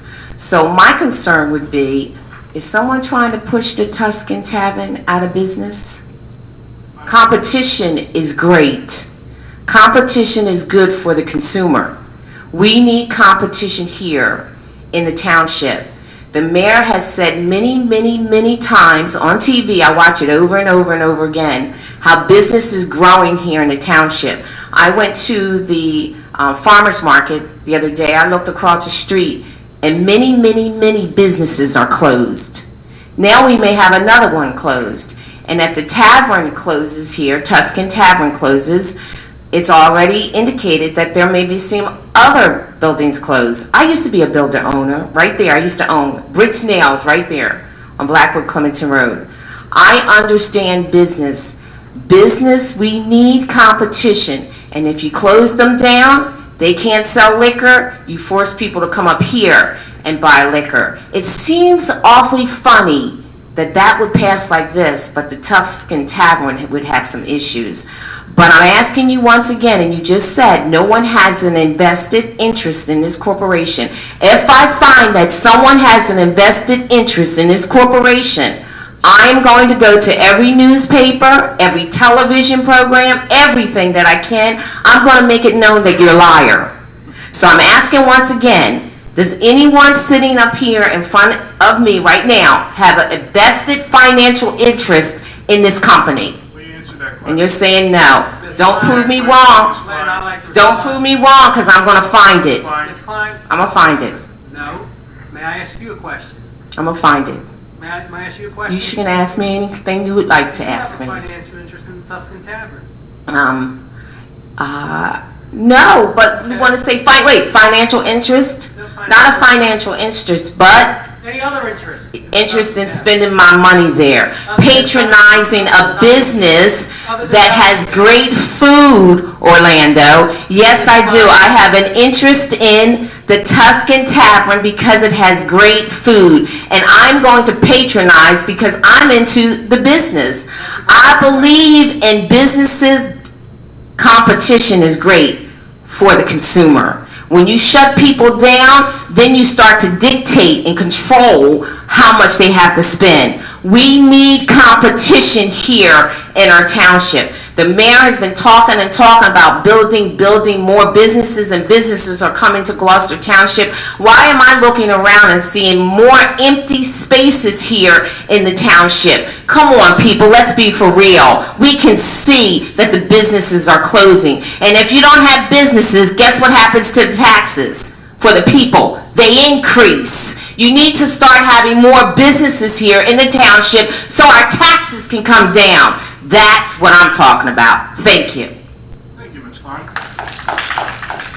Anyone else? Seeing no other hands, I'll close the second public portion. Calling of directors and council, please. Mr. Wagner? I have nothing to report, thank you. Mr. Burrow? Nothing to report, thank you. Mr. Barlamere? Nothing to report. Mr. Cantwell? Nothing to report. Mr. Corliss? Mr. Hutchinson? Nothing to report. Mr. Schmidt? I'd like to add congratulations to the Gloucester Township TBA girls on an outstanding job. I'd like to thank everyone for staying this evening and coming out. We appreciate the comments. Thank you very much. Mr. Sada? Nothing to report. Mrs. Strada? Nothing to report. Mrs. Winters? Congratulations to the fireballs. They do a lot of hard work and have something to show for it. Thank you everyone for coming out. Mr. Mercado? Congratulations to the Fireballs. Not only are they outstanding athletes, but they're all outstanding student athletes. Many of them are in the National Honor Society in their respective schools. So congratulations to them, and thank you for coming out this evening. Mr. Bean? thank all the residents for attending tonight's meeting. I too want to congratulate the TBA Fireballs. They represented Gloucester Township and TBA in highest honor there in their sport. And I agree with Councilman Mercado. They're also very, very good students. With that, I ask for a motion to adjourn. Second. All those in favor? Meeting closed. Thank you.